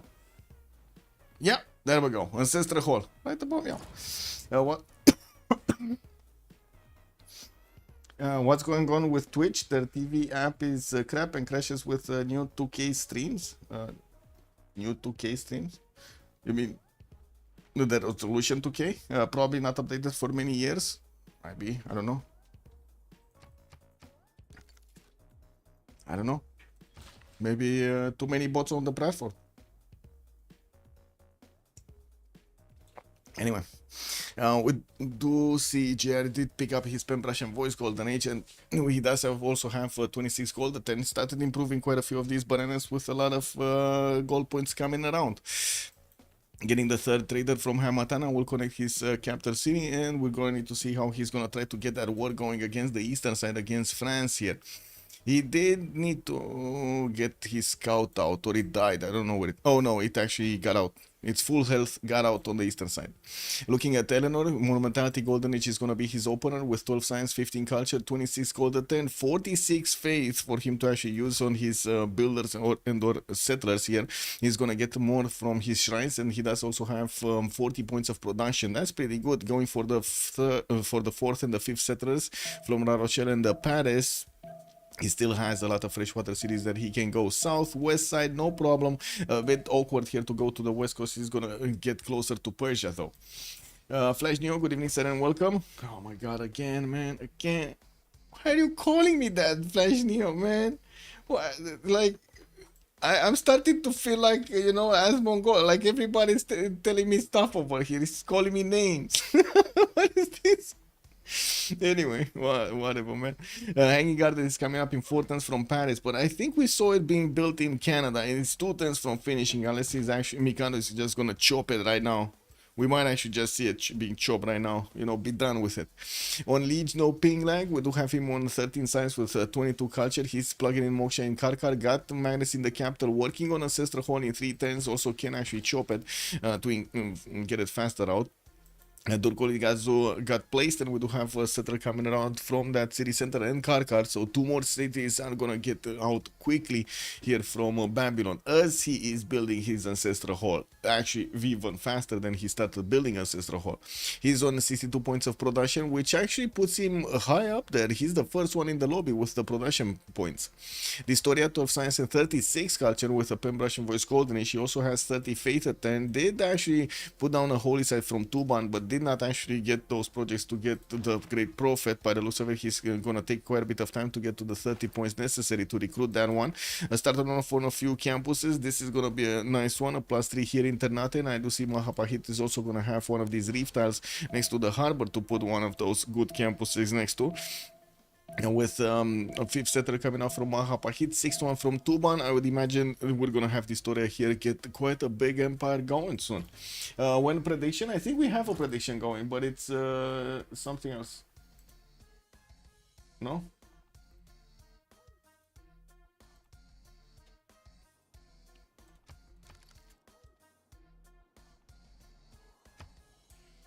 It's the who will win, who will, sorry, take out the first city. No, that's the prediction I know.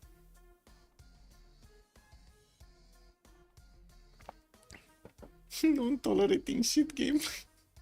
Man. Oh man, yeah. Anyway, we do need to take a look at Uzetian. What is he cooking? What is he cooking? Warlord's Throne. Oh my god. Wait a second. Is LDK on a mission? Wait. I want to ask chat, because it looks like LDK is on a mission.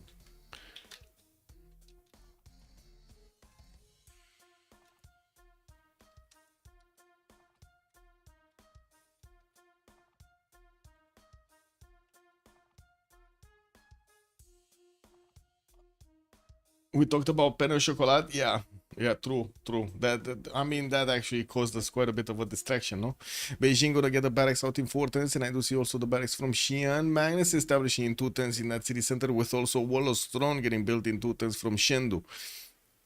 Government Plaza here. We do have him, of course, getting one of these campuses. Unfortunately, not that much science. He's getting his horseback riding next turn, and I do see he does have 58 points of production with 14 points of gold per turn. Fourth encampment just finished in Taiwan. Did not recruit his first general? Really? Not yet? Because I would imagine he has a lot of... He's on 6 points a turn. Anyway, France is also on 4.6 by the looks of it. So they're going to start to share these generals. They're on different teams, and also they're quite far apart from each other. So it doesn't really matter. Kradlov is going to get his encampment training project next turn finished. And I do see he's also going to get a Warlord's Throning 3 turns from Bordeaux. Whoa, whoa, whoa. 2 encampment training projects from Amboise and Nantes. What does he want to do? Get 2 generals over here? So he definitely wants to deny Hammurabi the ability to get a general. Hammurabi is not even flexing a general. He's not even getting bronze working. He doesn't have it yet. Look at that. He doesn't have it. He's wanting a campus going for these district discounts. We'll definitely have quite a bit of extra science and culture. We're going to need to see if Kradlov is going to get to keep up. At the moment, Kradlov's 30 and 31 does look good. Does look very good. Liang being plugged in Amboise here next turn. We're gonna probably see it getting the defense against that volcano. Kumasi also got taken by Damori, and we do have him getting his Royal Navy dockyard over there. It's very exposed to Indonesia. I do have to point this out. Indonesia can easily put down a city on that one-tile lake and try to get a staging location to start to attack into Damori cities. We do need to wait and see if that's actually gonna happen or not. And suddenly, Nantes became Spanish. Yeah, yeah. It looks to me that chat is agreeing. LDK is on a mission to feast on Canadian cuisine. Oh my god, he's gonna get all of that poutine going. Victor establishing in Chengdu, that is the capital. He's going to want to try to get those extra production points. His first horse is moving around towards Canada, towards the western side. And then that will also trigger Canada here to get some defenses up. We do have Canada finishing off his Oracle, and it looks like he lost the Hanging Gardens. How could he have lost the Hanging Gardens? Wasn't he 2 turns away? Who finished the Hanging Gardens? Who did it? Who was the big bad boy that finished the Hanging Gardens? Oh my god, this volcano is beautiful next to the Crater Lake. I'm sorry, I got distracted over here. That's a lot of fertility. A lot of science. Science, bananas, a wonder next to it. That's just beautiful, man. It's a bit too easy to miss predictions. Sometimes client even hides them. Maybe add visual skew to the video stream. Yeah, Eco Supreme. Yeah, I mean, I would like to do a lot of stuff, man. It's more about what you know can actually can be done or not. I feel like Babylon and Canada are in trouble. I think Canada is in trouble. I don't really believe Babylon is that much in trouble, looking at the position. But later on, he will be in trouble. We'll see how Liege is actually going to try to get everything going here. So where was that Hanging Garden? It did actually finish on Alexis Scrim, but he was 4 turns out. Oh my god, he got the chops going, man. And he actually finished the one. The Alexis Scrim 5th city is actually going to be placed on a desert tile, and I do see he's also going to get closer to the city of Venice here, starting off on his theater squares and keep building up his amphitheater count. We did have him getting that Government Plaza to increase the adjacency here, and we do see him chopping out everything he can with Governor Magnus to give him those extra yields. France, Eleanor. No. I feel like Canada and France are the target. France. Oh, you mean Eleanor? Yes, that is true. We don't have Persia actually getting his encampments down, so that's not gonna happen quickly. I'm pretty sure he's not gonna go against his opponent without a general here. We do have China that did manage to get Burica, and by the looks of it, we do have for it all of them picked up. Who got them? Wait. So Hannibal Barca on China, Trung Traque and Shansu on France, and then Burica on the side of China. Okay, so it's 2-2 right now. Okay, 2 on China, 2 on France. I do see LDK starting to want 10 horses here, and he did actually move Burica towards the city of Shia. Now, he does have Alexis Krem to the north, and that's going to be one of his allies. Could try to get to Damori cities here. Oh, this is going to be dangerous if he's going to go Damori. Let's see, like this, like this. Could even take out Nazca in the meantime. Can he actually? I don't think he can actually get to anything. Give me a second.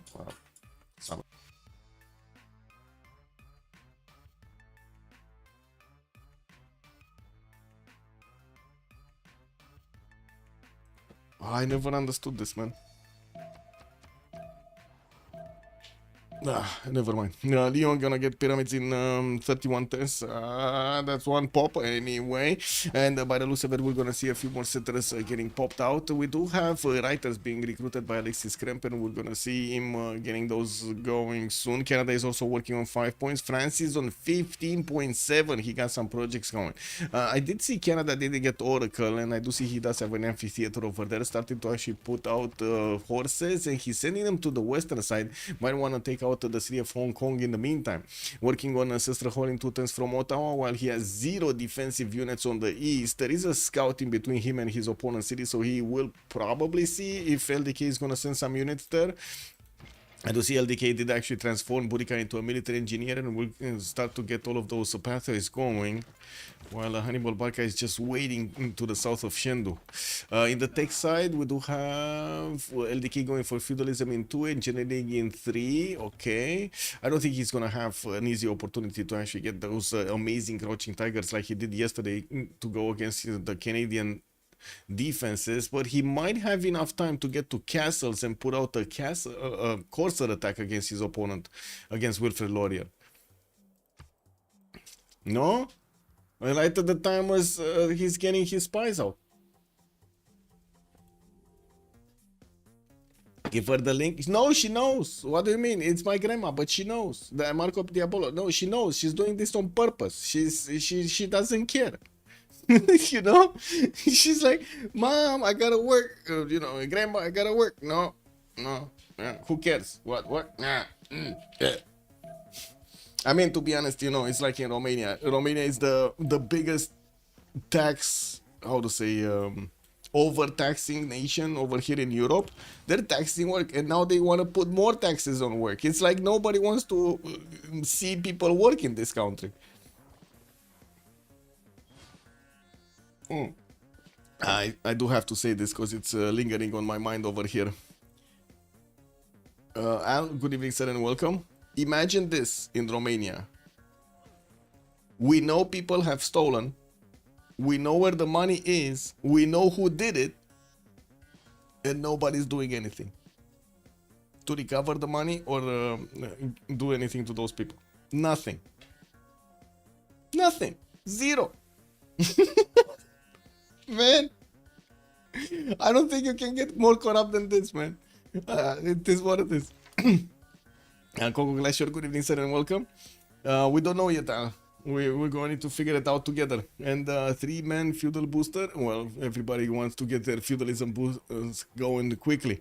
From what I do see, England is starting off on his new settlers here, and I do see quite a wave of builders coming around. The western side gonna get going, and we do have him also discovering that he can settle on the northeast. That is gonna be towards Gitarja, and I'm pretty sure, well, they're gonna be opponents here. They might actually get to do the pokey. We do have also Tuban getting a religion. Looks like that's gonna be the 3rd religion of the game, with a Zen meditation and Defender of the Faith available for Indonesia to use. He's gonna choose Audience Chamber as his Gavro Plaza building, and so he can actually get those extra food points, not to mention the housing points. They lie, we know they lie, we know they lie, but they continue to lie. Basically, it's insane, man.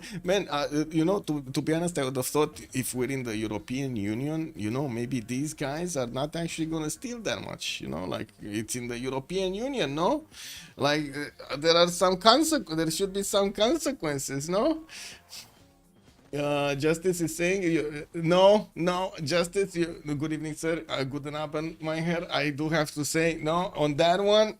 No, I'm pretty sure if you look at the tax system in Romania, you're gonna figure it out, man.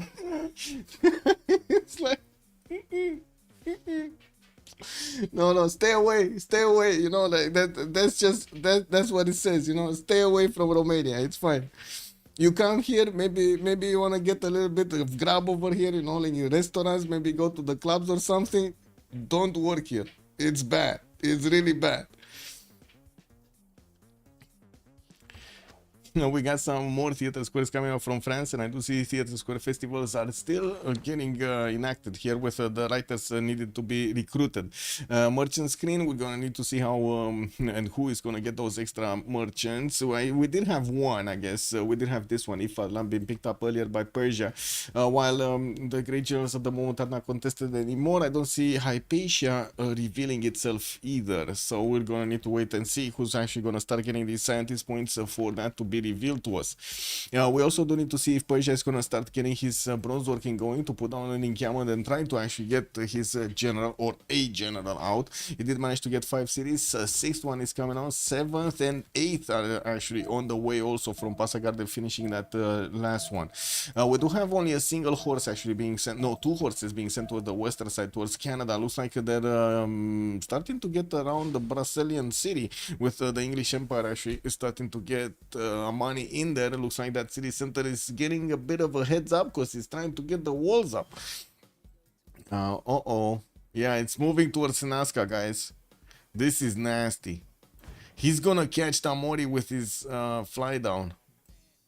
I do see Burica, of course, starting to get the road pathways. This is going to make it so much more faster, actually, to get through the hilly terrain and through the forest terrain, while, of course, the builders are getting those improvements going on his other tiles. He's also trying to get a few more science points. LDK is on 28 science with 41 culture, while I do see Damori is on 20 and 38 at the moment. Tech side, I do have to say, LDK, by the time he actually gets his horses to Nazca, connects the road pathways, and also takes down Nazca altogether, he's gonna have castles. He's gonna have the Corsair technology over here. Who is in Monumentality? It's Mikado, I think, and Alexis Kremp. Yeah, Mikado and Alexis Kremp. Those are the 2 ones. Nobody else. Nobody else. Okay, horses moving closer to Nazca. They are also getting revealed over here by GR Scout. I do have to say, this Scout is actually giving up all of the information to their opponents. LDK is gonna have some form of a resistance being built by Damori. These are so many horses. 2, 4, 6, 7, 8.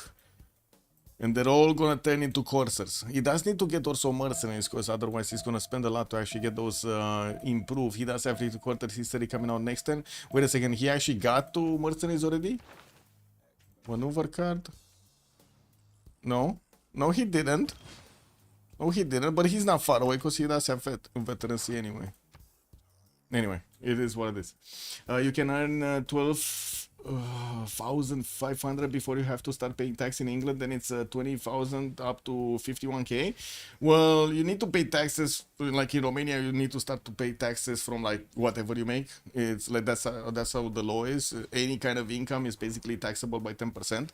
And then you do have, yes, you know, like the payment system that you need to go for the pension and for the contribution to the pension and for health, I believe, but there are a different threshold, and I believe the first threshold is like 6,000 or 7,000 right now, when you need to start paying for the health, and for the pension it's from 10,000 ish. Don't remember exactly the number, because it changes every year depending on the 12 salaries or something, like a full year salary. Anyway, now we do have also Babylon managing to get 2, 4, 6, 7 cities going, and I do see the galleys are starting to come around here from the northwest. He did get into the same seas as Damori, and by the looks of it, he's also going to contest Kumasi with the help of Indonesia. There is only one single galley available for Damori to use, and he does have a swordsman, but I guess that guy is not going to be that happy. China takes down England, Indo and Babylon will take down Orange, France. It seems like a short game. Like this is the biggest question, right? If we're actually going to see LDK's attack, that is very strong to go against England's territory, if he's actually going to punch through with the courses. Because I've seen it before, a defense has been put up in good enough time to actually slow down the attack that it went into a stalemate and nothing happened afterwards. But to be honest, China will have a lot of advantages on his side when he's going to get the spy. He does have mercenaries to upgrade quickly and not put that much into it. But I don't... Why did he move away from castles? He's going for engineering right now. Is anybody going to boost him castles? Or is he just gonna, I guess he's just gonna keep on going. Gonna upgrade the coursers in the meantime. Anyway, I got the military engineer to chop a little bit, got some archers going, and we still don't have him actually getting his spy out. Or I didn't see a spy.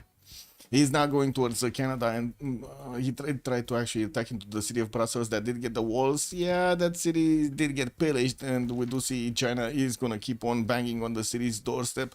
Maybe he's gonna manage to take it out. Doesn't seem like that's gonna happen, especially with also Canada sending one of his archers to help this be safe.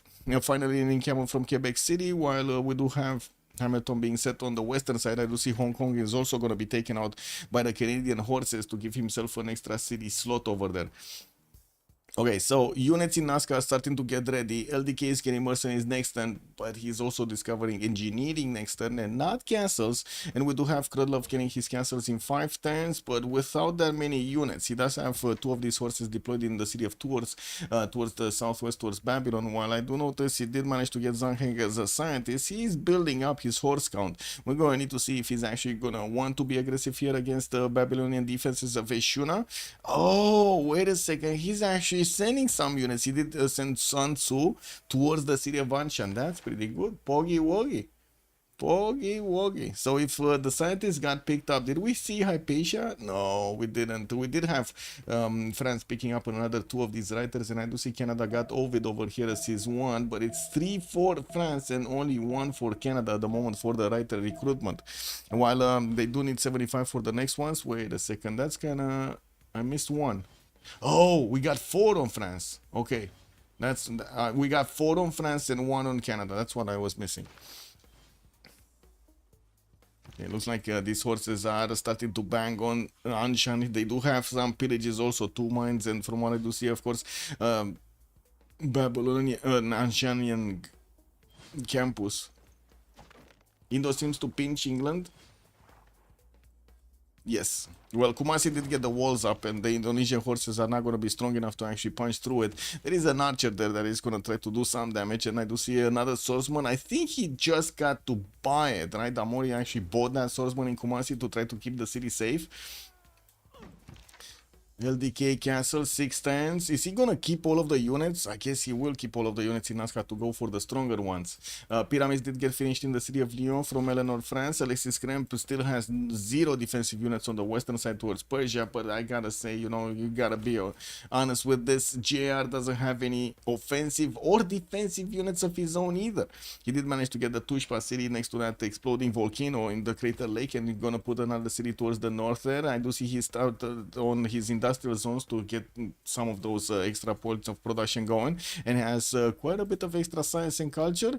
Not that much science, 28 science and 60 culture already, with a few a few of these campuses down, but unfortunately they're not actually that good. We do also see chateaus are starting to come around here from France. Unfortunately they're not placed in the position to get the double production points going. Okay, so Anshan kind of looks like it's gonna die in 2 turns. We do have another 2 horses being sent towards the south, and I do see Liege is actually putting a few defensive units in the city of Eshuna, and also getting some defense in Borsipa. You know what the problem is here? If he's taking down Anshan, he's just gonna go through the middle. No, he's not gonna go through the choke points in Borsipa or in Eshuna. He's just gonna go middle. Wait, Ola is telling me that France is taxing more the work than Romania, in particular in France. Employer cost is very high, around 25-42% depending on the salary. Yeah, that's basically the same. What do you mean? Yeah, that's how it is here also.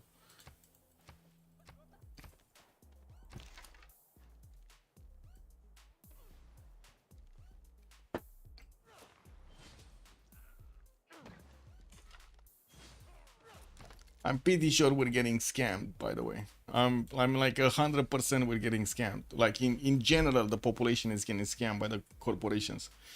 It is what it is. We do have encampment training projects from Canada. He's gonna get going for these general points. China didn't send a single unit again towards the southwest, so we do not have anything to see there.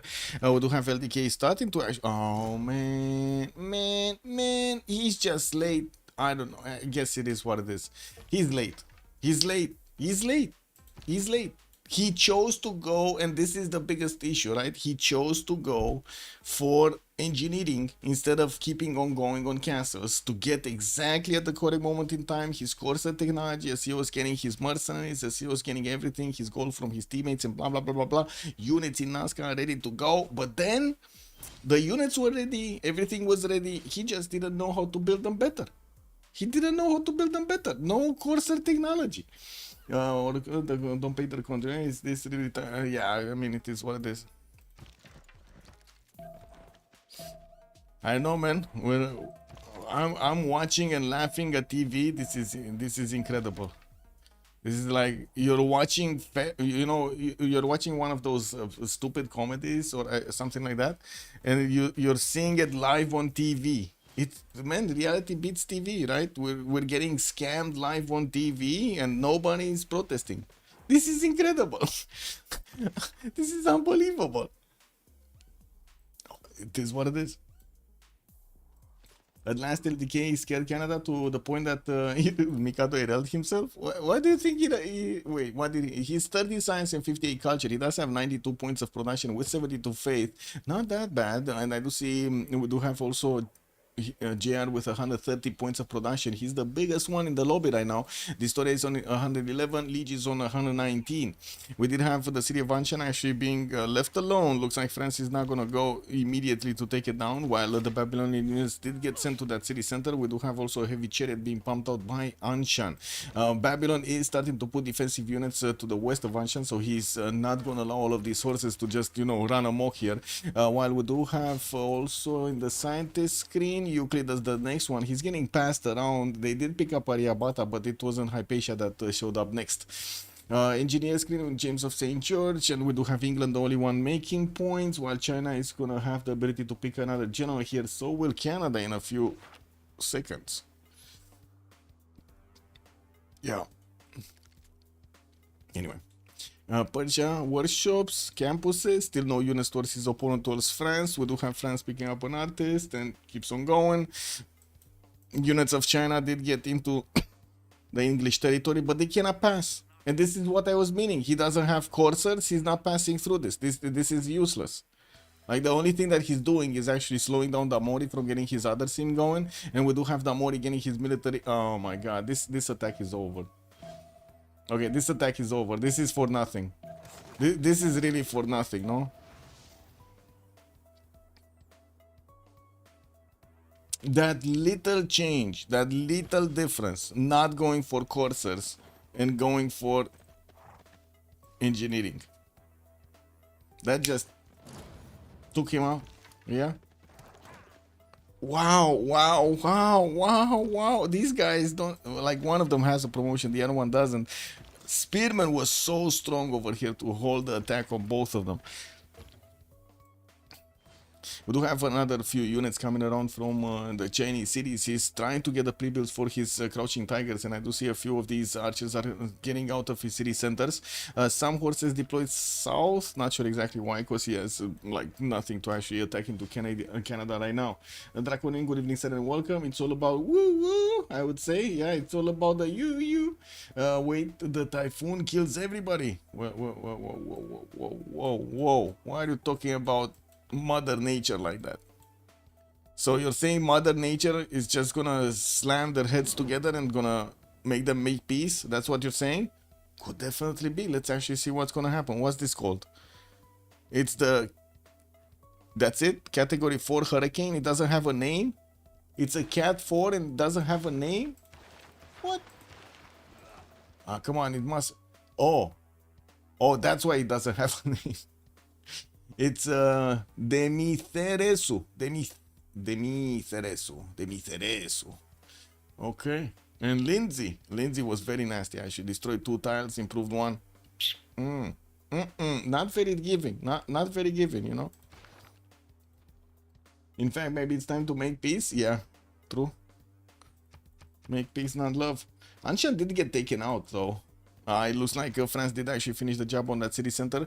We do have in the city states Mitla and Bologna still available for the science, and I do see it's on the same team. Alexis Kremp and Ligia are actually keeping both of those.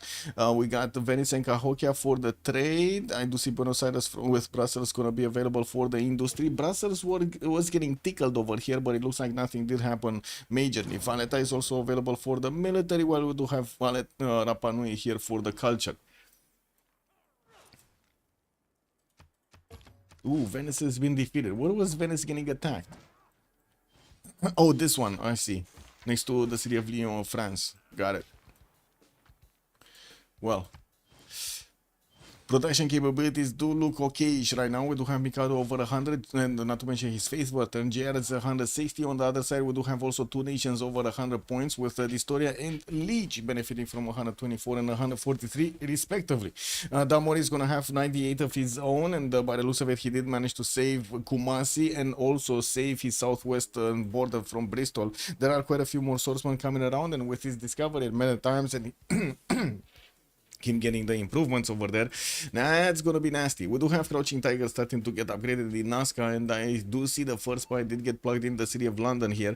And we do have also China's scout giving him some points. While he does have the intel activated, his horses are 55 against the swordsman defense of 54. Well, it would have been very nice if these were coursers, no? Castle still coming up in 3 turns with Divine Right in 3. I'm pretty sure we're very close to the next era change, and we do have 4 more turns until then. That's just enough time for him to actually get his points on the board. No, he's 49 out of 50, just needs 1, and I'm pretty sure he's gonna get it. Terracotta Army in the city of Taiwan. I don't think he got a promotion on this on this spy, no? Yeah, I don't think he got a promotion on the spy. He did get Victor. I don't know if he actually got. I don't think he got Victor 3rd. Anyway, it is what it is. Terracotta Army is definitely gonna give him an extra promotion on each of his units, and we do need to see if he's gonna get the spy also. This story is also 3 points off, with Indonesia getting also quite a few heavy chariots to start taking down Kumasi here. He does have a few horses that tried to attack into the English city center and then came back. Started to spread also his religion, Catholicism everywhere, while I do see him placing down an encampment from the city of Jambi. Well, we're probably gonna see him at some point try to get a general here. Well, this horse kind of looks dead.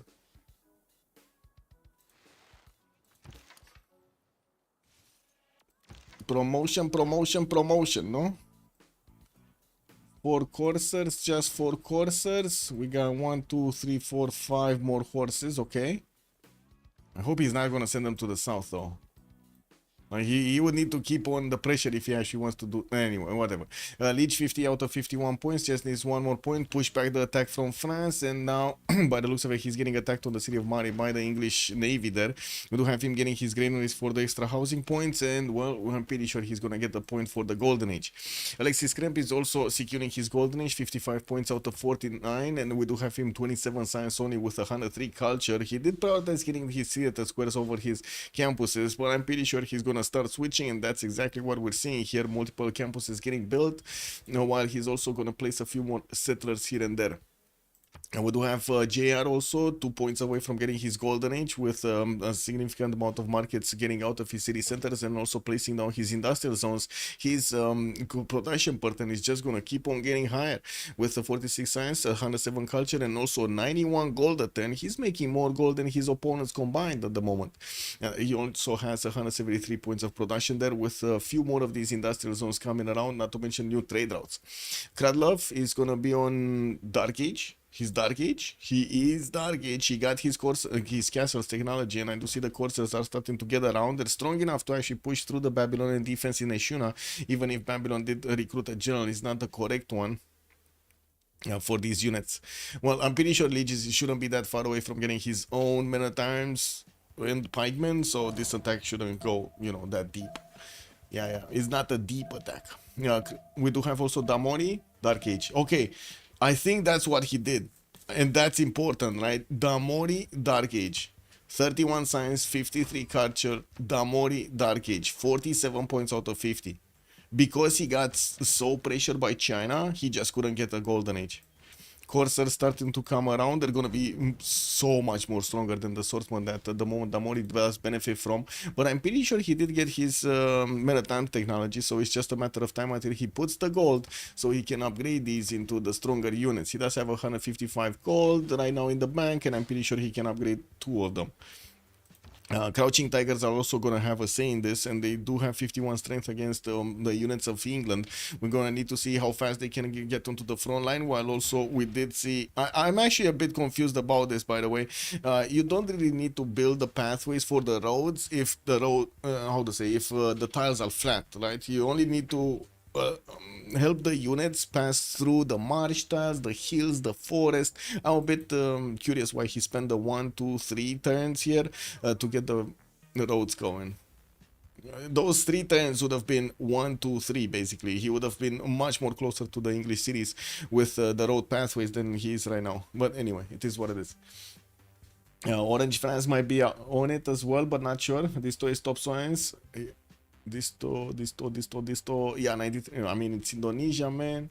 It's Indonesia, bro. Anyway, I do see Mikado did also secure his golden age with 54 points out of 54. 2, 4, 6, 7 cities, getting his GMC out from Ottawa. And we got a PP break. Woo-woo. We got a PP break. Okay. Well, I guess a quick PP break. I go PP also. Yeah.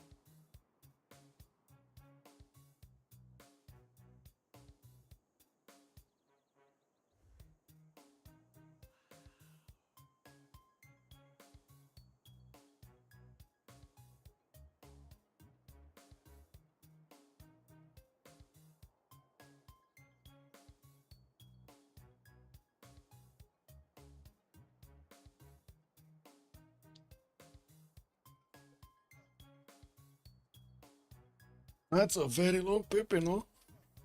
You can't recall, you'd better close windows before the rest of the army. Uh-oh. Mission abort. Commander the Snake, good evening, sir. You still need the road on the flat tile to connect to the other road. He could have saved 1 turn for the road, not 3. What? Oh, I see what you mean. So wait a second, let me come back to where the road pathways are. So you say you do need this one also, and you need this one. I mean, this one already was, no?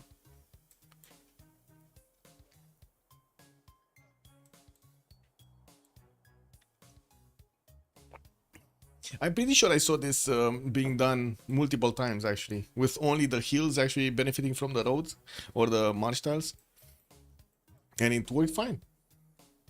Daniel, good evening, sir, and welcome.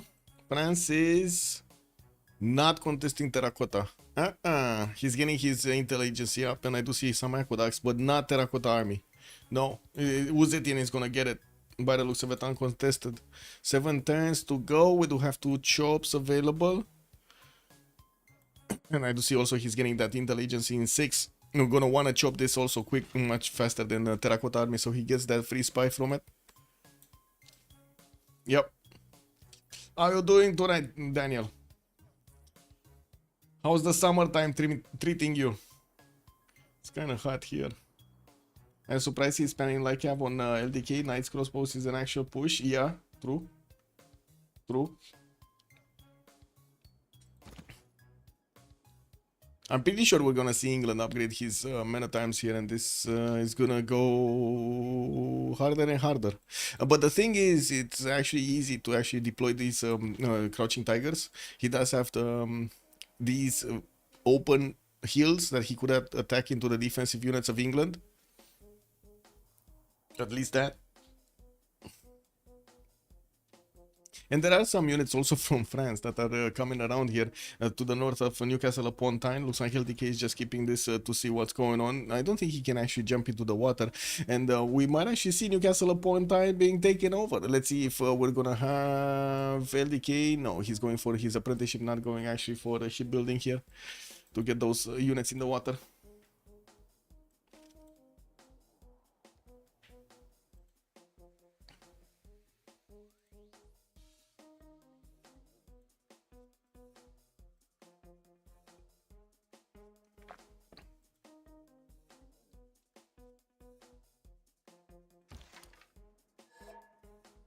Okay, we got a team plus.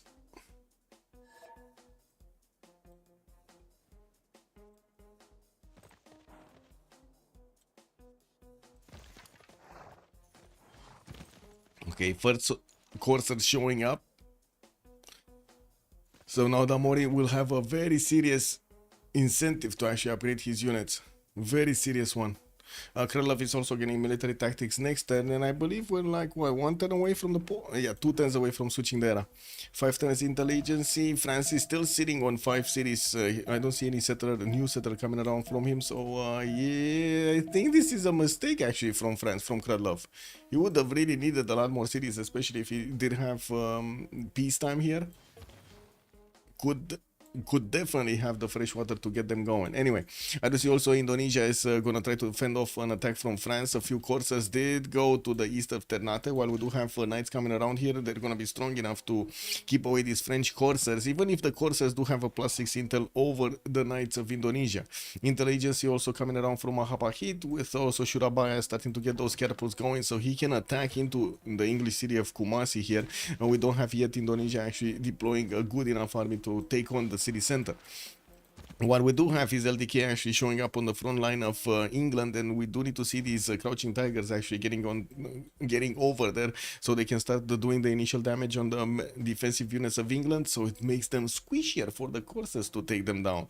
Let's see if also the military engineer is going to be fast enough. Looks like it will take him at least 3 more turns to actually connect these tiles and make it much more easier for the crouching tigers to actually move around and start shooting.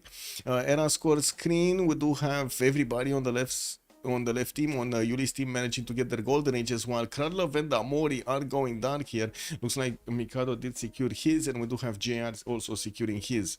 Heavy chariots coming around from Canada. We do have more holy sites, and also GMC finishing up next turn with the 10th population also getting in that city center. Looks like apprenticeship is gonna come out next from Mikado with naval tradition. Well, not that it matters. He did manage to take out Hong Kong, while Babylon does have a scout that is trying to actually pillage a few tiles there. It is what it is. And there are a few courses from LDK that are being sent here towards the Canadian borders, and by the looks of it, he's gonna try to get this direction going, like through the south and then directly to the western side. We're gonna need to see him cross the river over here and actually have a direct pathway towards Victoria. Add last somewhat and blood. Okay. Yeah, in game. Terracotta army. Oh, he did put the chop in the intelligence, and we'll finish it next. And while he does have the chops here from Taiwan, he does need the terracotta army to finish in 6. And did he start to attack into these units? Chipped away at the strength of this mana time. Doesn't seem like the Corsair actually took that much damage when it attacked into it, and I believe that's gonna be a dead mana time soon. Does this crouching tiger actually have movement? Yes, it can actually cross the hill and start shooting.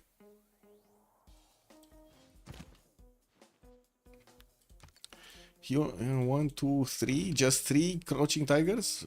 Okay, Trebuchet coming in, more coursers coming in. He does have also a builder here in the city of Nazca that might actually help him get some chops going for his units.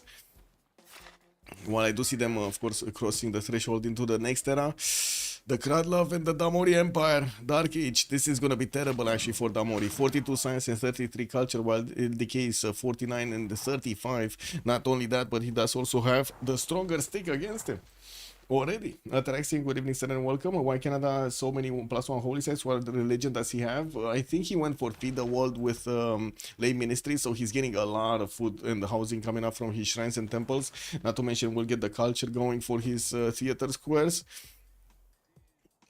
I think he's fine. He's fine. He does need a lot more campuses, and that's exactly what he's working on the next districts here. Campus coming up from Ottawa in 2 turns. Terracotta army also did get chopped. Next time we're gonna see a level 2 spy getting promoted here in the city of Shendu, and then probably deployed in the cities of England. We're gonna need to see if it's gonna be Canada or England that's gonna get, you know, the honor of holding that spy in his territory. That poor Bristol campus getting pillaged again. Yeah, I mean, you know, you gotta squeeze the extra science from anywhere you can. Also, with Terracotta Army finishing all of these units, will get the promotion, including the Crouching Tigers, which is going to be super valuable. The extra damage on these units are going to make them so hard to defend. So hard. Engineers getting the pathways going. Looks like he's going to try to get the pathways towards the south of Bristol here. Get it going like that. We do have the horses also of France about to enter the borders of Newcastle upon Tyne. That city is 38 strength. Let me actually finish this and then we're gonna talk about the other stuff.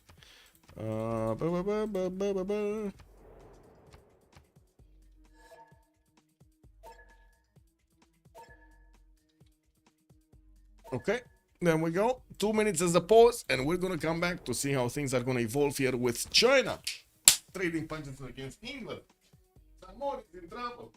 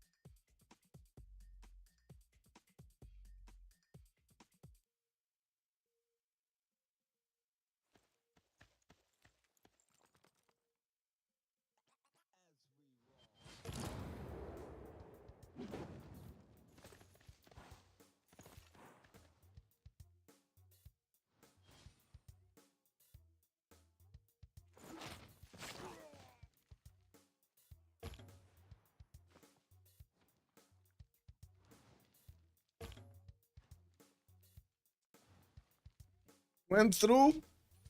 Well, the spy is not there yet, no? The attack, yeah, well, I mean, he did manage to get 2 tiles next to the city center, and by the looks of it, there's no job available yet. That city center is gonna get bonked by the courser, and I think it might actually be taken before the ancient walls go up.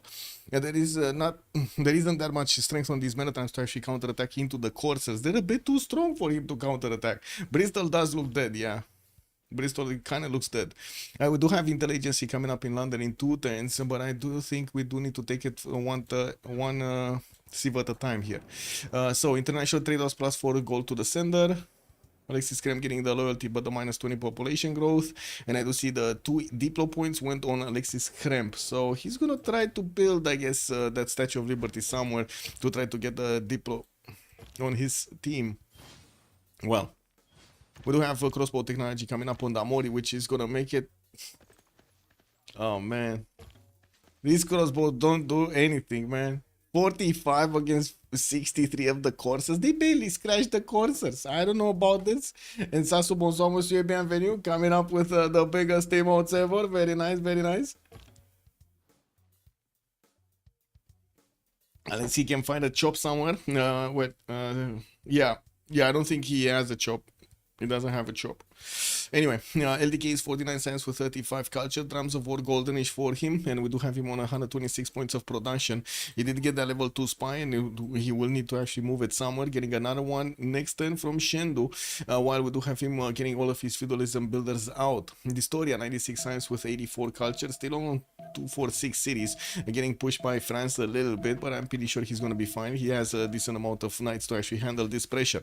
Getting a few more of these settlers out, he's trying to also get his university count up, and he did choose to go for that Pembrush and voice with 136 points of production. Let's take a look here. What's going on? Bristol did get one of these men-at-arms in. The archer from that city center moved out, and we do have a lot more strength actually that needs to be sacrificed from the courses if he wants to get in there. But the wall did not go down one turn. He switched something. He lost an amenity or something, because that wall was building up 3 turns last turn, not this turn. Persia is getting big, yeah. Leads no ping, 49 science and 65 culture. Pembrush and voice goldenage, 2, 4, 6, 7, 8 cities. While we do have France actually getting a few of these courses through the choke point in Karshamash. We're going to see him actually do quite a bit of damage in the middle cities of Babylon. We do have walls going up in Babylon City, so a spy getting out from his government Plaza. While I do see his builder is running away. He's running away somewhere. Man, these courses from France are everywhere, trying to get those things going. And Babylon did get a few galleys. He's on the same coast as England, and might actually want to help out against England with a few caravels. If he does manage to get to caravel technology, this is gonna be nasty for his opponent. Alexis Kremp also, 55 science, 157 culture with a Pembrush and voice goldenage on Eleanor France here, starting to get his audience chamber in his government plaza, and also getting his art museums going. That's just gonna increase the points that he's making for his artists, and of course his writers. While we do have him with quite a few of these chateaus being built, his culture is unmatched right now. We do have Mikado on 125, but come on, man, that's not 150. He also has 91 points of faith per turn that he's not gonna get to using his monumentality anymore. With 129 points of production, we're gonna need to see if he's gonna want to actually get his GMC up or not with only 91 points of faith per turn. JR 82 science, 106 culture on Cyrus, right next to right next door to Alexis Kremp on the western side. He is on 2, 4, 6, 8 cities, 9 cities from what I do see. Another one is moving up towards that uranium tile. While we do have him starting off on building up a few knights, he didn't get an encampment down to try to get a general at the moment. We do have him still with quite a few of these chops available, and we do need to see how he's gonna try to get them out. Oh, another 2 cities actually coming around, so he's gonna be on 9. Got it. Kralov 55 science and 46 culture on Catherine de Medici, trying to pillage as much as possible from Babylon side, and we do have him getting into the borders with a few courses, and by the looks of it he's trying to build new ones in the city of Tours and Amboise. Unfortunately, he didn't actually build that many cities, and it will hurt him in the long term here. And it shows in his stats, right? Only 55 science and 46 culture. He's also not managing to get the golden age. He's in a dark age, so no Pembrush and voice bonuses, no free inquiry, no nothing. Damori also 35 science, 33 culture. I think he's gonna lose the first. No, he's not actually. Wait, this one doesn't have.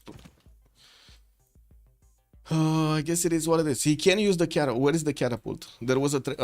he's going to use the trebuchet. And I do see James of St. George is there. So if he's not going to get the walls next turn, he would have gotten the walls next turn anyway with the engineer. We do have a few crossbows that are trying to push back these courses here from China, but they're not managing to do it much. And by the looks of it, China just keeps on pounding down the units of England, overwhelming him with the sheer amount of power here. His courses are 64 strength against the men-at-arms on the defense of 64 strength with a lot of support on them. While we do have the Crouching Tigers managing to get 56 damage. That's before he's getting the promotions up. He still has his spy on the move, and I would imagine it is on the move towards England there to finish the job. But another possible location would be actually to send it towards Canada. And well, Canada did upgrade a lot of his knights, and doesn't seem like he's gonna have a problem actually fending off the units of China. There are quite a few coursers on the right side of Canada. Mikado is on 51 science with 142 culture. I do see them actually having a bit of problems with the gold. It's just GR managing to get more than 157 points of production. Also Mikado with 109 faith. Mikado did get a golden age. He's on a pen brush and voice and getting his campuses up from Victoria and Quebec City, while we do have holy sites from Toronto there.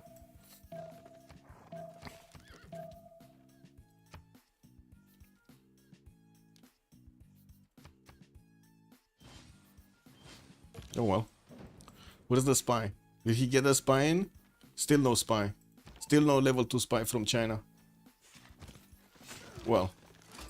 He's getting these tiles around the city of Bristol, which at the moment is not being placed under siege because he needs to get it from the other side of the river towards the northeast. While he did manage to actually get all of the tiles on this side of the river, by the looks of it, he's also starting to get the trebuchet to rock the walls in the city of Bristol.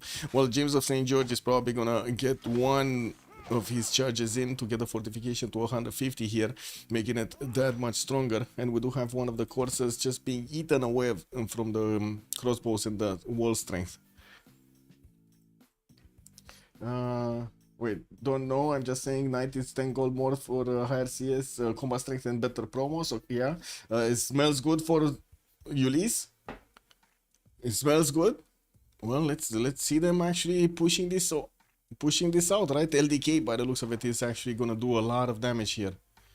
If they manage to take down the Amori, not sure exactly what they're gonna do, what Arcane are gonna do after, right? They're still gonna try to get the culture victory on Canada? Probably not. I would imagine Alexis Kremp is gonna defend this quite easily. Kralov is not getting any time soon bigger by the looks of it. He's really lacking so many cities here. Really lacking. We do have Leech that did manage to actually place quite a few cities. Yeah, he's having a problem with the courses, but that's soon gonna finish. He's getting a few more knights out and hunting them down while he's putting down a few more campuses from his newly built cities. We do need to see if he's actually gonna go top 3 so he can upgrade the galleys and start attacking into the Amori cities on the coast. This is gonna be super important if he does manage to get the fleet out against his opponent here. Wait, is this not activating? Click on it, man. Click on it. Oh, we might not see that activated. Where are these units going? France is actually also gonna invade England from the north. Ooh. Some of these builders are... This builder, the 2-charge builder, might be taken out.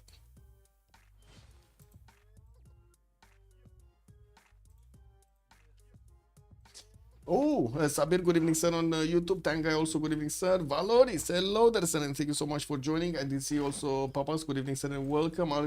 Uncle Gwendolyn, good evening, sir. What was Flash Neo going on about? I don't know, man. He just, every time he joins the stream, he just starts calling me names. I guess I need to get used to it, I don't know. Imra, good evening, sir. I'm from Croatia, man. Good evening, sir. Hello, hello. Look at it. Corruption is not bad if you are involved. Kick double, man. Yeah, but what if you don't want to be involved, no?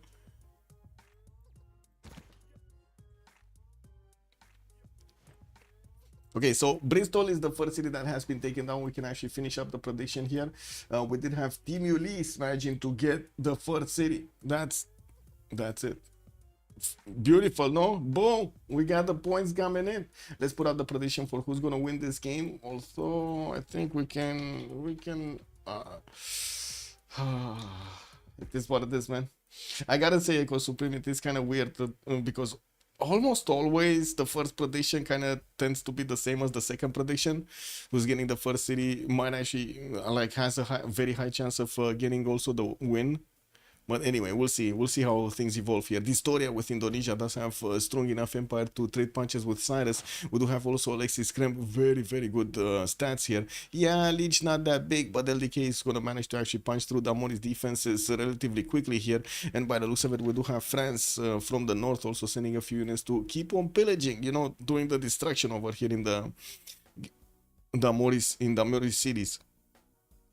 We got a few pikemen also coming around, which are gonna die very quickly to the crouching tigers, especially as they're getting their promotions. These guys are gonna start being extremely deadly. What is the level 2 spy? Still no level 2 spy. Did he? Oh my god, he sent it here, man.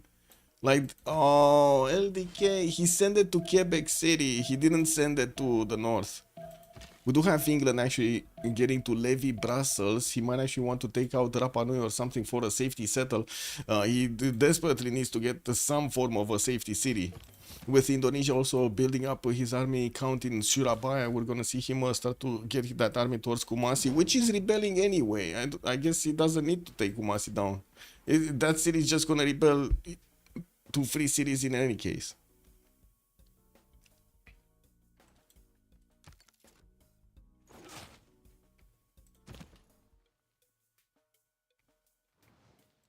Okay, Bristol got walls. Wait, there's a Valletta. Oh yeah, the LDK has Valletta, that's why he's getting the free walls. Victor is also establishing the city of Hull. And I do see he does have enough damage on the courses to actually attack into the men at arms from across. Well, I do also see him trying to get to London as quickly as possible, bonking down these crossbows, which are shooting him from afar. Yeah, these crouching tigers, man, they're just opening up the way. Okay, we do have Distoria starting off on building up Forbidden City in the city of Tuban, while he is still fending off the attack of France from the north of Lampung. Looks like these units are just moving around, trying to get onto the mine tiles so they can pillage them. We also do have industrial zone logistic projects coming up from Indonesia, trying to get to Imhotep. He's probably gonna get it by the looks of it. While in the scientist screen, we did have Hypatia being picked up. It was Indonesia that did manage to get the free library, and of course the extra science on each of his libraries, jumping up to 160 science with a pen, brush and voice golden age and 100 culture. This is very good for Distoria, very good.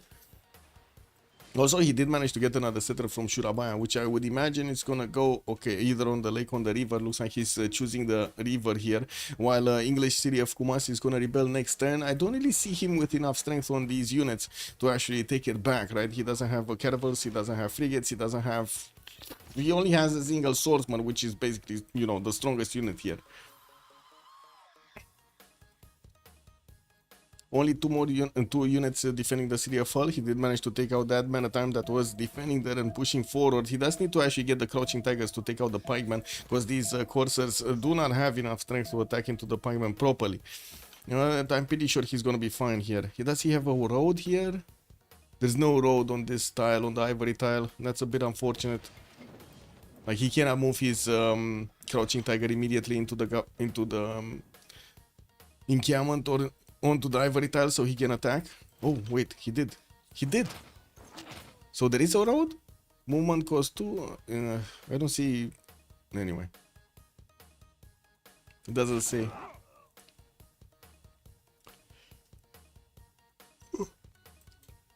It is what it is. Okay, trebuchets coming in for the party. Pikemen getting down. The city of Hull does have a crossbow inside of it. It doesn't have that much strength, but it did manage to get one of those charges from James St. Georgian. While we do have China also sending his courses to take out the units defending London. Looks like he did manage to take out at least one of the pikemen over there. Anything happening here? No, it's just China dragging down all of the military of Canada towards the south. He did manage to plug in that spy, and he does have +9 intel on Canada's units. 62 strength courses against that knight of 65. Still, the knights are stronger, so yeah. But the good thing is he does have enough production to one-turn these courses, two-turn them from the other cities. Very, very good at the moment. He did manage to get that Wallace throne with intelligence up. And I do see... Well, We're gonna need to see what he's gonna use his spy on. Spies from Indonesia into the cities of France. France is probably gonna want to get his Guard Imperials, but that would mean he's gonna need to get to military academies. That's gonna be military science, and he's also gonna need muskeman technology. That just thinking with 70 science is gonna take a very long time. We still have a course from France trying getting hunted down by the Babylonian army on the western side of his empire. I do see Kumasi did rebel to free cities, pumped out a few of these times around this city center. While it went down to only 18 garrison strength, it makes it so much easier for Indonesia to actually pick up that city center. And we do have a settler actually moving from Manchester into the water. We're going to need to see where it will go into the Seram Sea to try to get away from all of this chaos in his territory. Tamori is trying to find out any way he can so he can actually, you know, stay alive in the game later on. 240 culture on Alexis Krem does mean that he's definitely going to defend the culture victory. Not only that, but he's also going to put pressure on his opponent's empires. 80 tourism count, while Mikado is only on 43 at the moment. Usually Canada does jump up in tourism very like later on in the game as he's getting his national parks going. Okay, Crouching Tigers getting into London East territory. We do have Pikemen still getting out of that city center with a catapult that needs to actually move forward onto the onto the tiles next to London. The city is starting to get hit over there. We do have James of St. George spending one of his charges on that city center, also making that city 150 fortification health.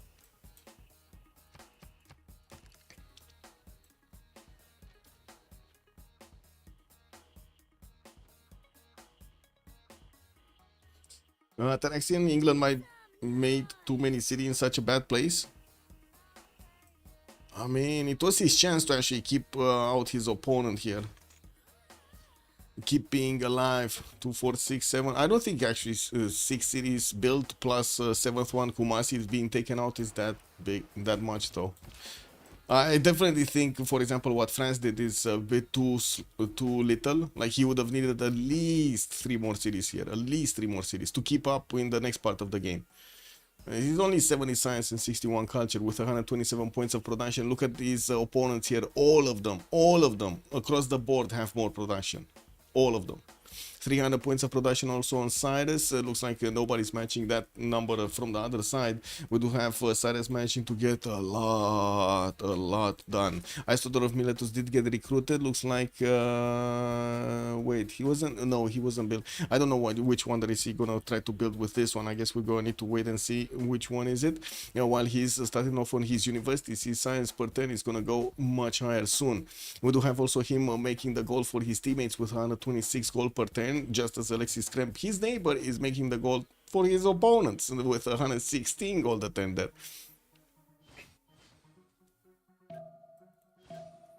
Okay, London getting the Corsair treatment. Hull is also...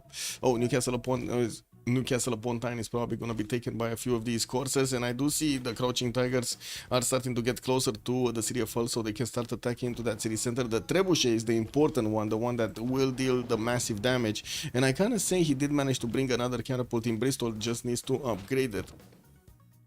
I don't think he has the upgrade button yet. Yeah, he doesn't. This one was from General, the Trebuchet. Okay, Newcastle upon Tyne getting attacked, already half HP. The walls are going up barely in 6 turns, so that's not gonna finish. Those are not gonna finish there.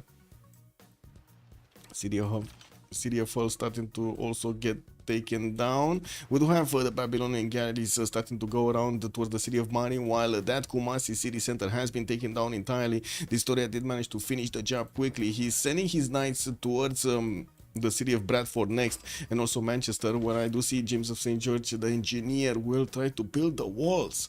There are a few trade routes also. Where are these trade routes going? To Amboise? How are these going to Amboise? Wow. Oh, he got this started off when Kumasi was here. So all of these are gonna get pillaged when they're gonna get onto the land. Interesting. Well, that's unfortunate. These units of France did get stopped in between the mountains. Liege did manage to plug all of his chokes. There are a few coursers that are trying to wrap around here and get to the city of Borsippa, maybe even take Cahokia on the way.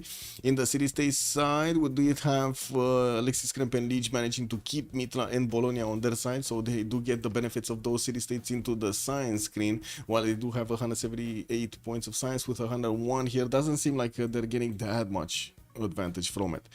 Spies also from France getting into the Persian cities. I do see also China sending one spy to Passagarde, and we're gonna see them starting off on their missions. The first one actually from France is trying to steal the gold from Hagmatana, while I would imagine this one is gonna do the same. Right now he's actually trying to neutralize the government in Passagarde. That's gonna be a lot of damage, a lot of food, and production is gonna be taken away there from those internal trade routes that are shaping up everything. Still no big army actually from Liege to do anything. Canada did fend off the attack of China, did also hunt down these coursers moving towards the south of the empire here, while he's getting spied on by a level 2 spy. Damoris units are still in the city of Brussels. He's sending one towards Rapa Nui, but I'm pretty sure one is not enough to actually take that city down. Yeah, I'm 100% sure. He has a safety settle trying to move towards the north here of Indonesia, while Indonesia is using Imhotep to build up the Forbidden City. There is a French spy that is seeing this happening. He did need to defend off the attack of France against his city centers from the north, and he has quite a few units deployed here. This would be relatively easy to take out a scout and a settler, right? London half HP, the catapults are taking a bit of damage, shouldn't be a problem, while we do have the trebuchets still attacking into the city of Hull here. More of these horsers are getting upgraded into the courser technology that he has. Newcastle upon Tyne is also so strong, man. Is he gonna sacrifice all of his units to take that city down? Like all of these 3 units to take that city down? Kumasi might be too greedy. Yeah, might have been too greedy too. Especially in between 2 of his opponents, right? He got that city right in between his opponents. We should have a side bet on will Damori escape? I wish I could get that prediction going, but Twitch is not allowing me to get 2 predictions at the same time. Oh my god, there would be so many more predictions that I would do if I would have that option, but I don't have that option, unfortunately. It is what it is, boys. Tingles. Now this sound is for the people who call out.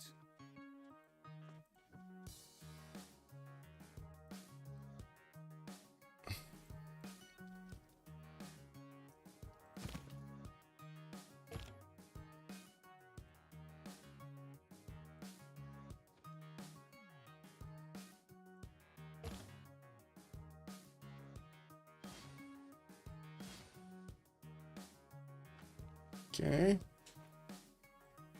Oh, Colosseum build in Babylon's territory. He's gonna manage to get 1, 2, 3, 4, 5, 6 cities or 7 cities. Colosseum 2, 4, 6, yeah, 7 cities Colosseum.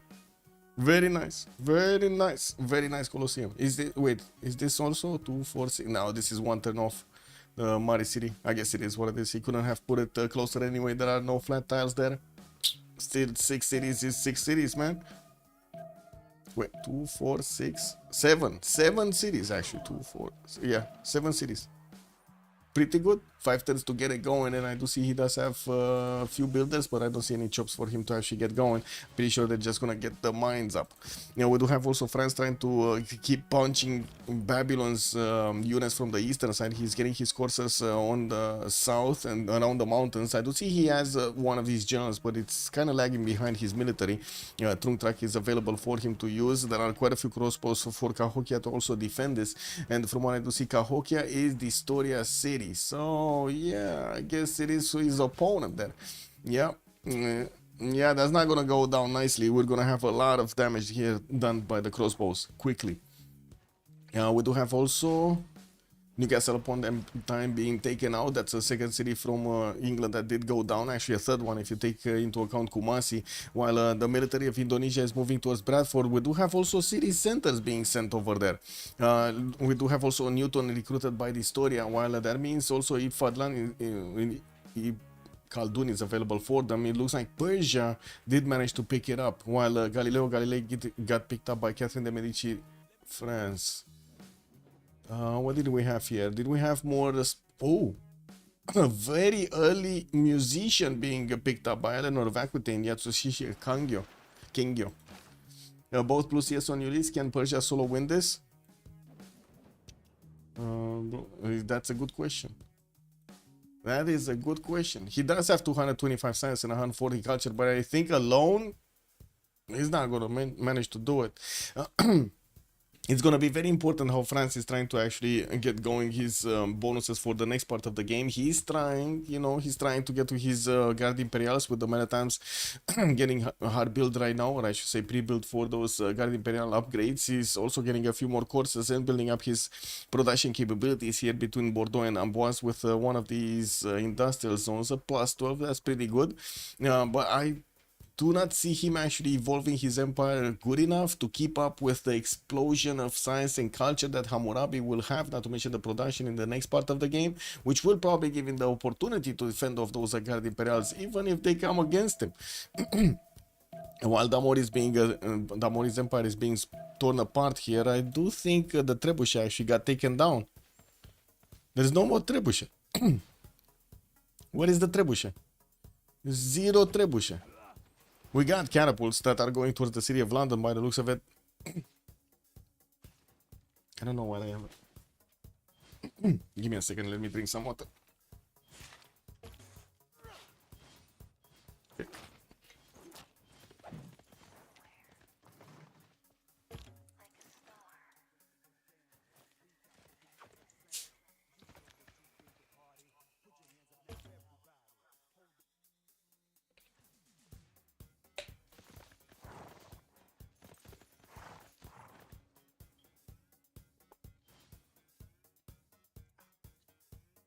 Ooh, more catapults. More catapultes. Okay, spies from Canada. What is Canada doing? Still trying to get that culture. And I do see him with quite a few art museums coming into his empire. He does need to also fend off the attack of China against the units of Brussels. Those were levied by Damori, but by the looks of it, LDK does have a lot of courses coming through. We do have also LDK 1 turn away from getting military science, so he's going to get the opportunity to actually upgrade these courses into CAV technology, which is going to make them so much more stronger, especially since he does have a level 2 spy over his opponent. Plus 9 intel, plus 6 intel actually right now from his bonuses against Canada. And no more intel on England. Even though he does have a spy, it's not a level 2 spy.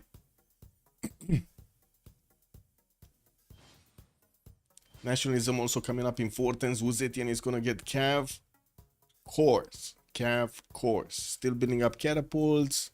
I would have imagined we would see actually a few more courses coming through, but to be honest, right now seeing the military towards Canada, that's a lot of courses anyway.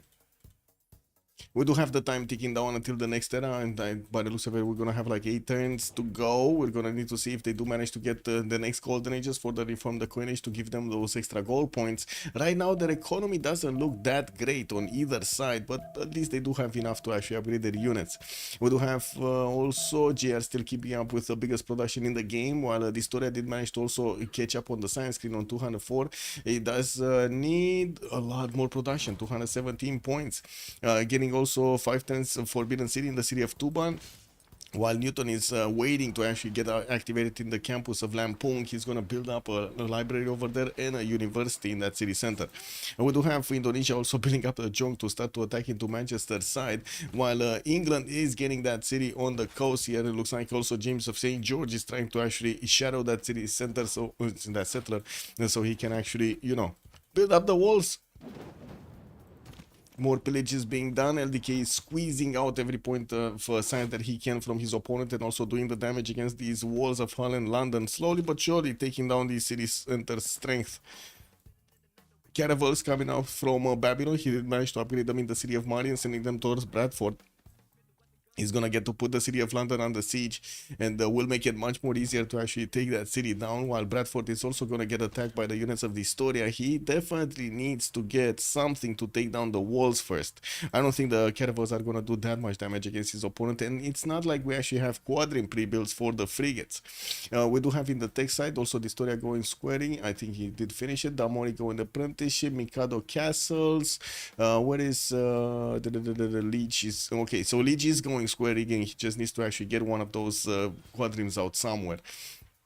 2 turns for Colosseum to finish in Karkar, while we do have a few more of these melee units coming out from France to get upgraded into his stronger unit, his Guard Imperial. I don't see enough pre-builds for him to actually get an attack, a successful attack going anywhere. He has a few courses to the north, a few courses towards the south, a few of these men-at-arms here and there, but it doesn't look like he has a concentrated military that he could actually apply against his opponent anywhere.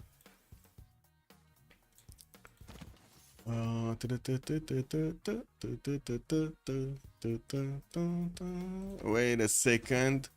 LDK. All of these courses are out of position to actually get their upgrades going. That's why I'm worried. Like he could have just waited a little bit and got all of these into calves and then caught them up on the way towards his opponent. It would have been so much more stronger, no? Yeah, Adam. Good evening, sir. England does look gigadej. Gigadej.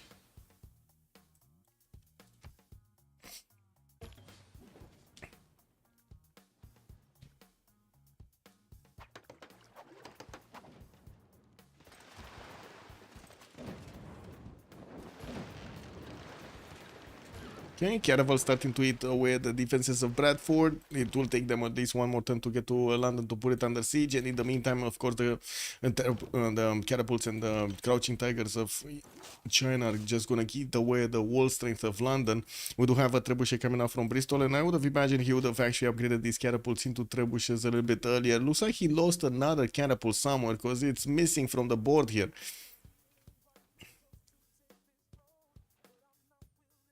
Frances Mitla. What? Oh, Alexis Kremp has Mitla. Yes.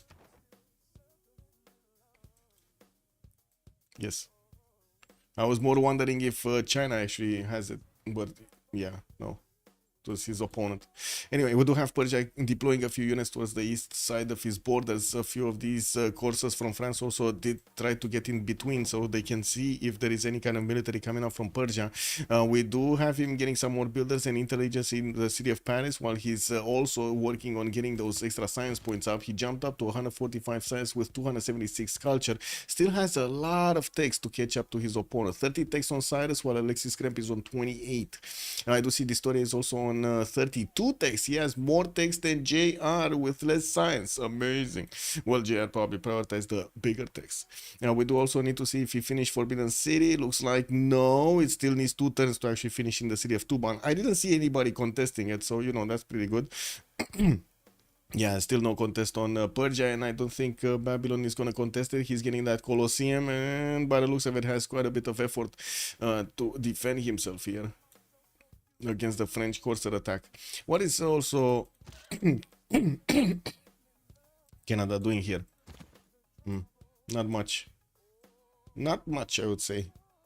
We do have China getting the next calves out, and these calves will do a lot of damage to the knights. A lot of damage. They can one-shot the horses.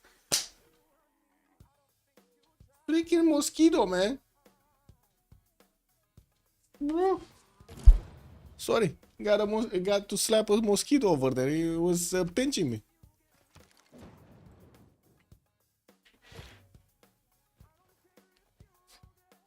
Nasty. Nasty mosquito, man. Trying to suck my blood. Nobody contesting wonders tonight? Yeah, doesn't seem like they are actually contesting wonders. No contest on Terracotta, no contest on Forbidden City. Okay, trebuchets did get upgraded here. Or at least one trebuchet did get upgraded. Another one here, and there's another one here. Where did this one pop out? Oh my god. Anyway, it's good, don't get me wrong, but I'm a bit surprised. The mosquitoes are from Andireo? Uh-oh. Oh my god, man. I'm against all forms of animal violence, but that's an insect, man. That's why I stopped considering mosquitoes as animals.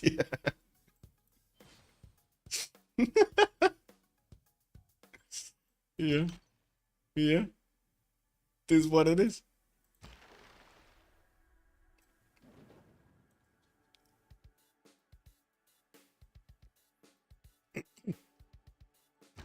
Okay, so finally the city of London is being placed under siege with the arrival of that caravel. Still not enough damage being done from the caravels against the city of Bradford.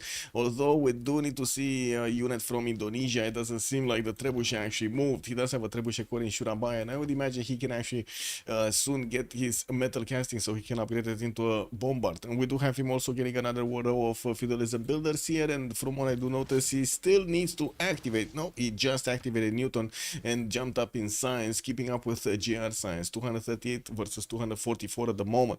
But then we do have Alexis Krem that is managing to get quite a bit more yields than Wilfred Laurier. Not to mention Wilfred Laurier is going to start getting hit by China here slowly but surely. We do have China sending his courses actually towards Persia. He does have a level 1 spy that is working on stealing the gold from Passagarde that needs to actually switch towards getting the intel. While his level 2 spy is still deployed in the cities of Canada, looks like that's not going through that well. We do have Canada trying to take out Rapa Nui, while England does have one of these swordsmen. They will try to actually take Rapa Nui for England to keep staying alive in the game. Okay, invasion from Indonesia on Manchester, on the Bradford. I do see the city of Hull might actually take out one of the Corsair cores here. That's a level 2 Corsair core that really needs to be saved, needs to get back into the city of Bristol. With the trebuchets starting to also get the attacks going against the city of Hull, we're gonna see the walls go down, and it will be much easier for the Corsair to actually punch through and take that city away from his opponent here from Damori.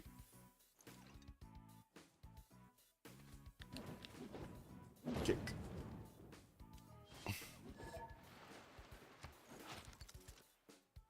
Man, these walls are too tough to handle.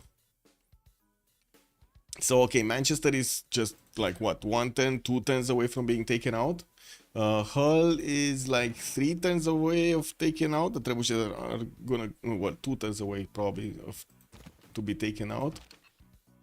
In London, it's still gonna take a while. Like these courses, if they attack, are gonna lose all of the strength. They do need to get upgraded into calves or bring some new calves on the way. It does seem like at least one is in the build queues over there. The calf course of China are gonna one-shot, almost one-shot the Canadian Knights, and by the looks of it, he does have quite a few of them moving towards Canada here. The 80 strength units against the Knights of Canada of 50 on the defense. Does Ulyss see Liverpool? No. Oh, they do. They actually do. It got discovered by Alexis Kremp, and that city is actually rebelling in 9 turns. Whoa. That actually will give him good enough time. So Rapa Nui might actually be taken in good enough time also. They should see what's going on in Rapa Nui. No. Nobody actually sues the city-state from the other team. Oh, if only they would put enough envoys over here to make it strong enough to withstand the 3 trebuchets attack, but I think the trebuchets are gonna make quick work of it, and I believe this is gonna happen. Like Damon is gonna stay in the game for a little while longer. The Tundra Rats must die. Flash Neo's calling out.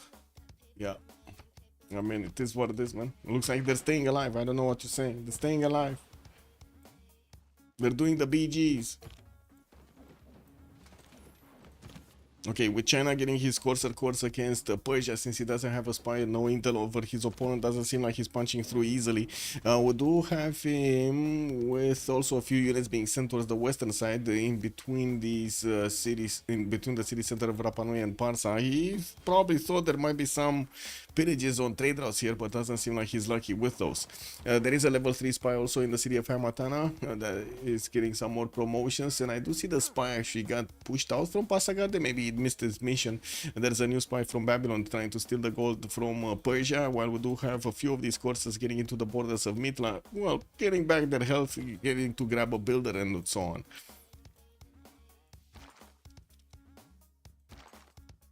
Okay. City of Hull has been taken. All of that military is going to go towards London. Manchester is also going. easily be taken out with the help of the Jong over there doing the damage from afar, while the city of Bradford is also slowly losing its strength. There is a Babylonian frigate that is taking down the walls there. So soon we're gonna see this empire fall here. We're gonna need to wait and see if Rapa Nui is also gonna be taken by the English Empire. There are 3 more turns for that unit to stay on the board here for Damori, and I'm pretty sure he's gonna get the goal to levy at another time if he needs to. And that's still gonna mean basically that they're gonna be in a 4 versus 3 situation with good enough science on Ulyss to actually keep up with the next part of the game. Not to mention they do have a significant chance that Eleanor could actually get enough tourism to get the culture victory, especially if Mikado is gonna be the next target of Vuzeti, and he's just not gonna have the time to get that defense up on the culture. 220 production here, 244 on Babylon, 236 on Distoria, while on the other side we do have the biggest boy in the game, JR, with 429 points of production on Persia, getting his encampments finally up, 1, 2, 3, fourth one being built in the city of Tushpa, while he's also getting all of his industrial zones into the north there, getting built for those extra production points. He did discover industrialization, getting his factories and the extra point of production on each of his mines here. Very nice, very nice. Imagine if Damori captures Rapa Nui and misclicks. You know I'm gonna laugh for 30 minutes straight, right? That's just gonna be insane. That's just, yeah. I can even see it now. Picture of Damori with misclick. Anyway, we'll see. We'll see if he misclicks. I don't think so, but let's see. Oh, this is the time. And he did take it. And he kept it. He kept it, guys. He kept it. It's fine. Wait, did he just delete the builder? Oh, he put... he raised it. Sorry, he deleted it, got a settler, and raised it. Did he... Oh, he took... sorry, he took Kumasi earlier. He couldn't have kept it anyway. That's why. Manchester has also been taken away. Bradford lost its wall defense, and we do have London also about to lose its wall defense. Yeah, it's fine. You know what's the problem here, right? If London is gonna be taken and Bradford is gonna be taken before he actually settles, you know what I mean? He does need to settle spam B, basically. He needs to spam B. Good thing is he's the host, so he should be fine.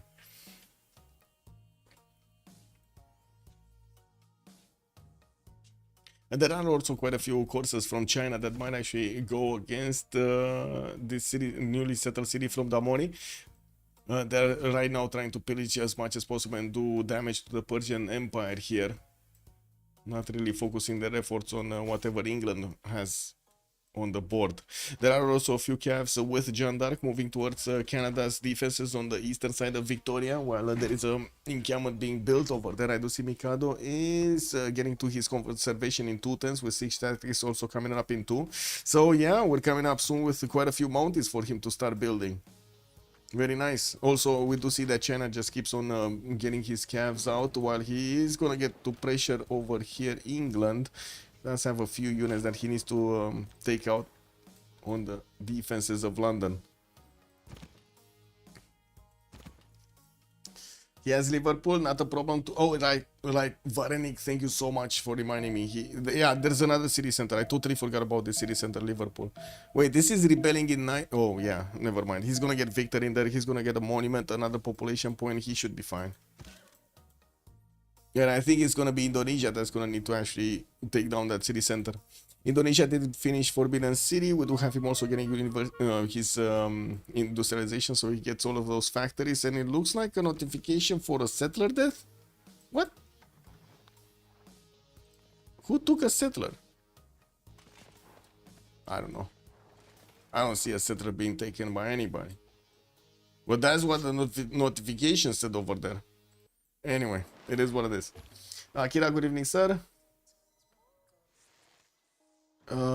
May I recommend that you update the Twitch schedule? Empty schedule totally leads to us missing these streams. Yes, you're correct. I should actually start updating them. I was a bit, how to say, after the slander vid and so on and so forth, I kind of wanted to protect my viewers from, just people jumping in and calling me names for no reason, just because there was a YouTube video somewhere that said stuff about me. For some reason, everybody thinks I'm bad.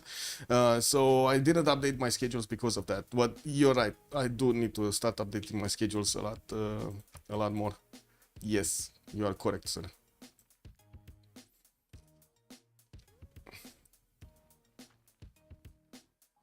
Okay. London still under siege, half HP right now. Now the courses do not need to actually attack into the walls and they can do damage directly to the wall strength. There is still a Trebuchet that could do the damage, but I don't think he has enough strength on these courses or the remaining melee units that he could attack into the city of London and take it. I need see no settler either. Oh, you didn't see it. Okay. yeah, Kira, it's still ongoing, man. It is what it is. Random people just popping into my Discord over there saying, "Oh, you need to die," and I'm like, "Sure, okay." Excuse me for breathing, my friend. Excuse me. Did I take your air? I'm so sorry. Crossbows in tours. We do have also some caps coming out from Amboise, and by the looks of it, we're gonna need to see if Babylon is gonna get a decent military. If he did get to CAF technology, that means he actually got to Guard Imperials. What are the Guard Imperials? Why is there no Guard Imperial while he has the perfect... Oh my god, he had the perfect thing to get going. Fortunate, man. Unfortunate. This is what it is. Anyway, I'm pretty sure Bradford is gonna be taken. The question is Leech gonna take this city, or is he gonna give it to LDK, or is he gonna give it to Listoria? We don't know. And they will have the Arctic Ocean to actually get to the trade routes going, which is going to be super valuable for the gold per 10. I do see Leech is also going to get his industrialization next turn, while he still is padding those numbers of production and the science. We did jump into the new era, and taking a look at the era score here, we do have Indonesia managing to get his from the coinage, and I do see on the other side Krylov did manage to get the heroic age, so he's going to have 3 of those bonuses. 102 science, 51 culture is still not going to be strong enough to trade punches with almost 200 science Leech and 70 culture Leech. Metal casting coming up next turn. Naval tradition also getting out there. Yeah, you're witnessing a lot of stuff here. He escaped northeast. Yeah, Kabachok also, good evening, sir, and welcome. He escaped here, where we do have Indonesia starting to get his units, but the junk is a bit too far away from actually attacking. He's gonna need to get a trebuchet or something like a bombard to actually go against that city center. While he did also get Stoke upon Trent after he killed off a city center. I believe it was Cahokia over here or something. But anyway. We do have China sending some of his units to maybe take care of this city center, and it doesn't seem like Canada is going to have a good enough military to take these down. Let's take a look at the vision. He does have vision of a Stoke upon Trent. He does know about the city center. There is no more James of St. George, right? He did actually put the walls over here in Liverpool, and that was his last charge. Yeah. Wait, he chose to for or settle? Who did he for? Come on, this is not a for or set. Oh, you mean with this one he chose to for or settle? I mean, yeah, there wasn't really where, like, he didn't really have where to go, man. He didn't know where to go.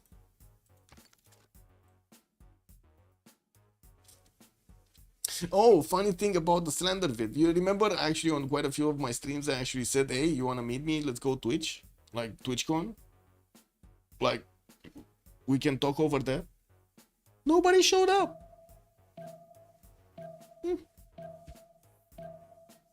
I don't know, man. This is what it is. Keyboard warriors these days, man. They say anything they want on the internet, but when you actually wanna, directly talk with somebody, oh no, I can't do it. Digital demo.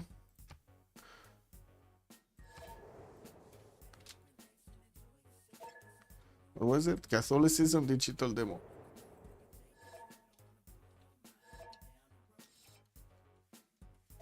Okay. And what is this?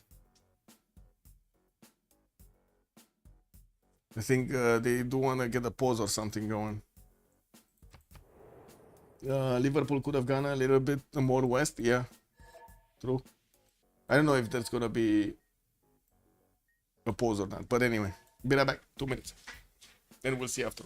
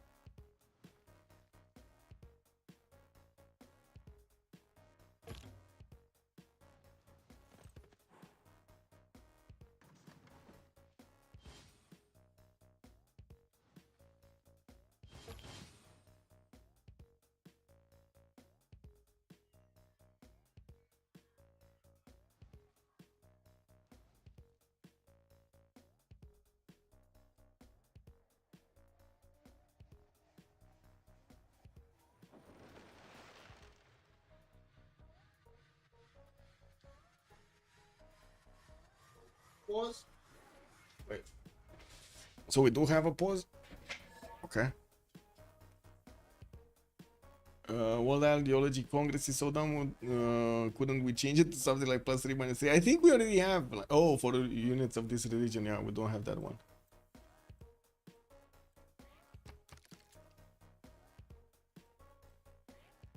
Okay, I guess we're gonna have a pause by the looks of it. Yeah. Well, yields, yeah.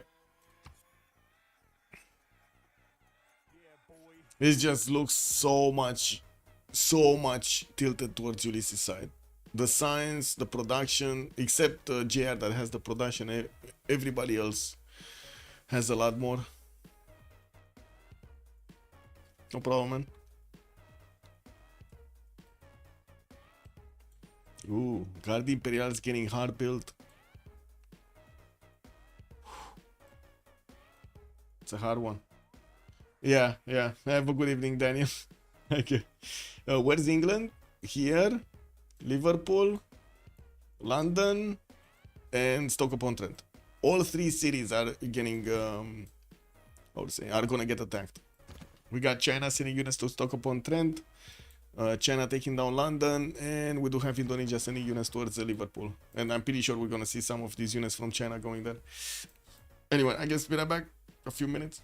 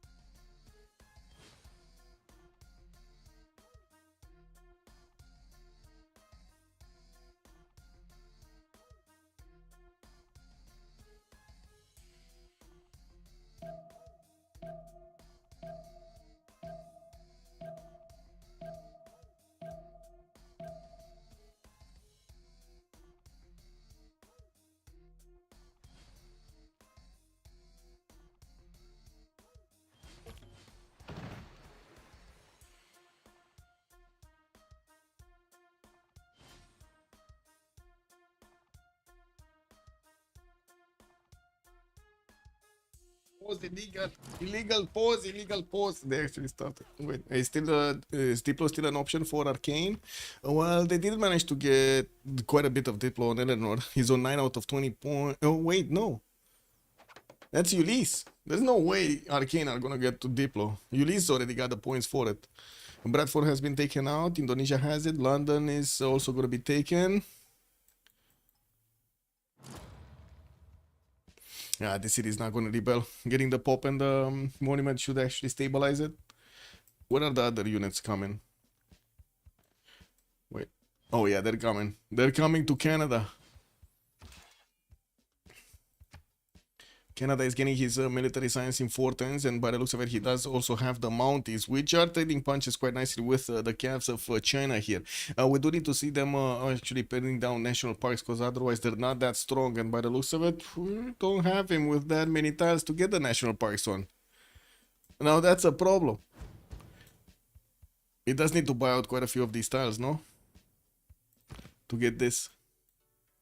Dimitri, good evening, sir, and welcome. Also, is it possible Ulyss wins? Yes, 98% says they win. That's the prediction? Oh my god. 400,000 points were put into this. I mean, that sounds like a sure win.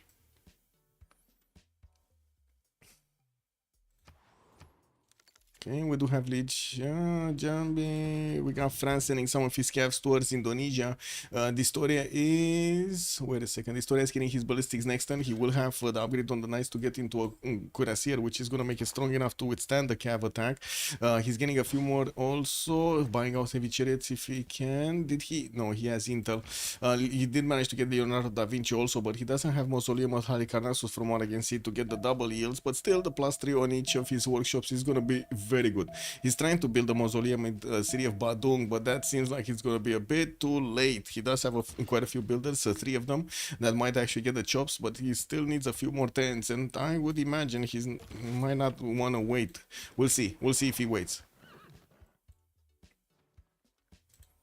Okay, first cav coming in.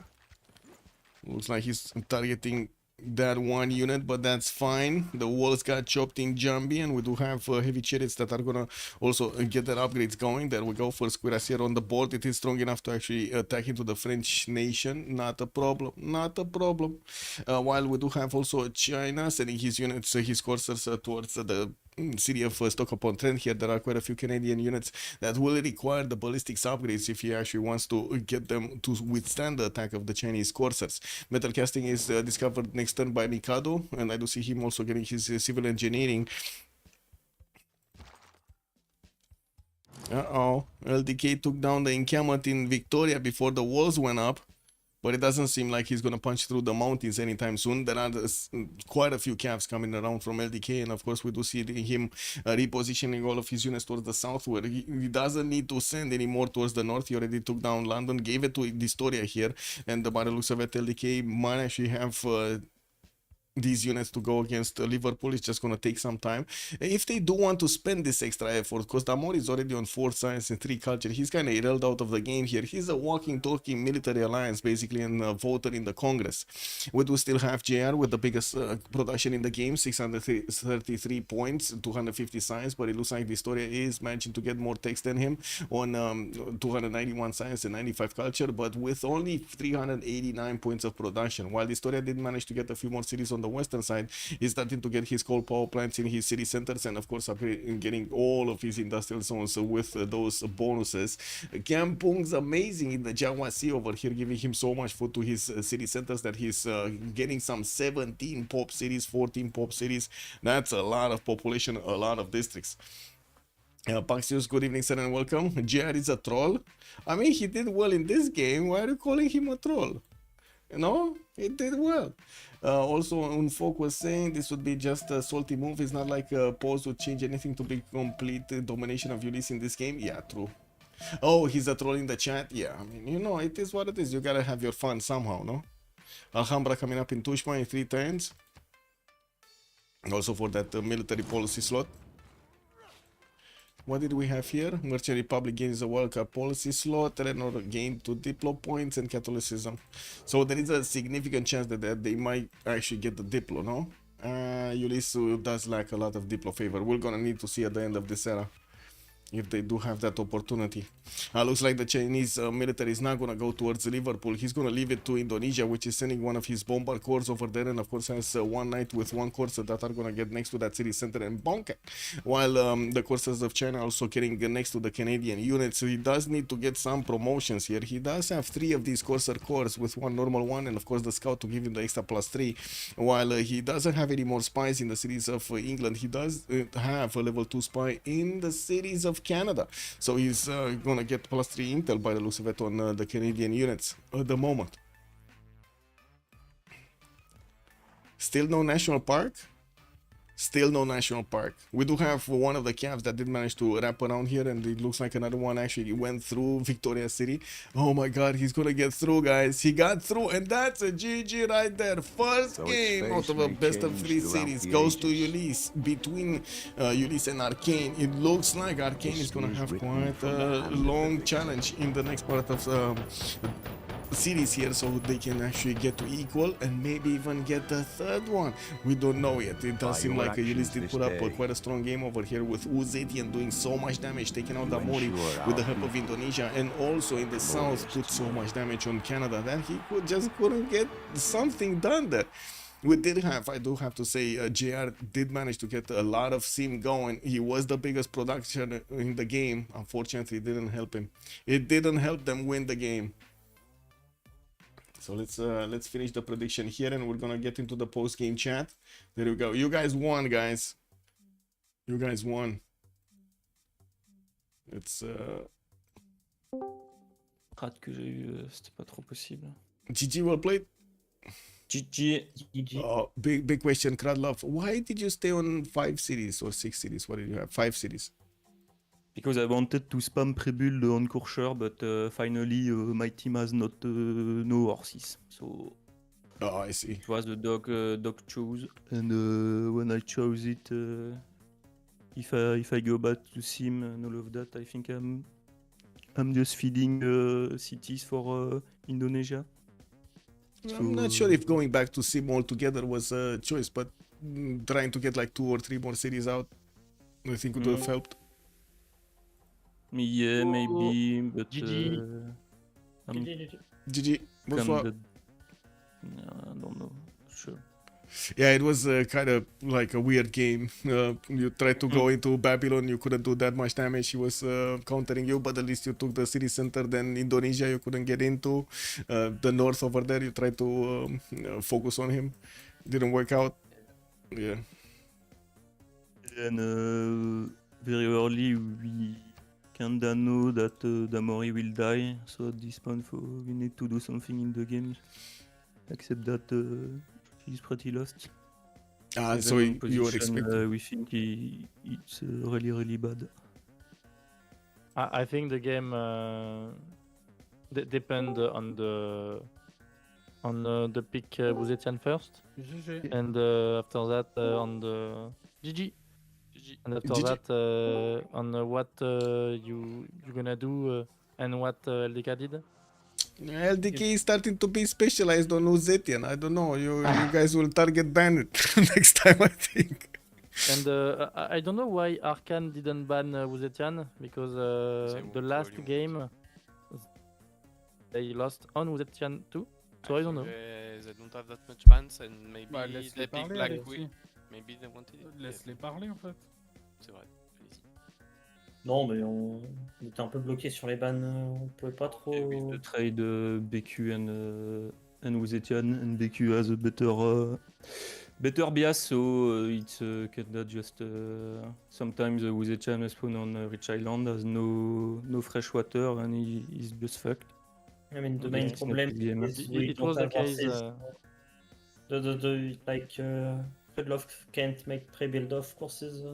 So Yeah. You had a good spawn, Kradlov, right? Yep, but no strat, so... You don't have Kinda enough fucked up. strat. Okay. yeah. Yeah. That was the main Okay, problem. that's why. Okay, when you see Granary in my fucking cities, that's because I can do horses. Okay. The man had a mission, man. Stable give horses now. Yeah, for sure, but if I like, what the fuck is this reflection? I think the I average agree, map, but the map is globally really better for us. I mean, the NASCAR placement make it really hard for Age of Sin Yeah. to be relevant. I think it's hard to push for Black Queen. I mean, harder for Black Queen to push Babylon or Indo than it's for LDK Yeah, to than push than Yokari. Uzetian, yeah. And that makes the But- map better for us globally. I think Damo should have raised Kumazi also. Or maybe After that. Suze Maybe to trade external on Kumazi, no? I think he just oversimmed kinda because he wasn't like, I'm not sure, but Wuzetian was kinda like super aggro in build order and he still did I mean, fix the cities. problem is we don't really know where Wizetiam will go his push. Like he can take Bruxelles too and push me with the engineer if he wants. So Yeah, he was the could goal. go on Was the Canada too. Yeah. Yes. But We I don't know. hesitated a lot in very early game to call you on Damori, and Alexis told me like Damori is way better to push because more easy to kill him. and I have some choke on my Yeah. side. So My goal was to kill Damori and slow down everybody with many units and spy. Yeah. And Don't Damori is between us, so we can help you to clutch and to help to finish him. Mm. So it's way better to go on Damori. yeah, yeah. And You played well on the escape, by the way. It was close, the escape. Yeah, for the escape. But, Actually, Liverpool. I think the game is lose. Yeah, you have Liverpool, but on the when you take Rapa Nui, there were one last turn for the raise to unit. And I'm too Yeah, negative in yeah. goal. Like I'm not irrelevant in the game. I just use this goal for my team here. So Logic. it's really hard. Like Maybe Tangier is alone. maybe you should have like settled really hard in the face of Persia and try to get some externals into his capital. Yeah. But we make long time to see the fog, and I have actually no pop for With put up. economic alliances and 3 or 4 traders, you Yeah. But the problem of this, if I do that, I have less than 100 science dead on Uzetian alone. So Yes, I mean your I don't know. lead Like is that Yeah, is not that Uzetian wide, no? position is game breaker. I mean, if I don't make science, it's I don't know. Like for sure, I need to place urban harbor. T'avais un bon spawn. Non, il faut vraiment pas ouf qu'on spawn. Non, il avait pas l'air très. Bienvenue Il dans était le pas, team. c'était pas le pire spawn possible, mais c'était pas. J'ai lancé Colombe 4 en 8 tours avec Colonie. Okay, guys, two French teams. They started talking in French. It's kind of normal. I'm gonna send you to Legion's stream to take a look at the next one, or #King, one of the two. And in the meantime, thank you so much for joining us. Much appreciated for the follows and the subs. And let's see each other tomorrow. We're gonna have the second game between these bad boys, and we're gonna need to see who's gonna win it. Have a great evening, everybody. Bye. Don't forget to like and subscribe. Bye.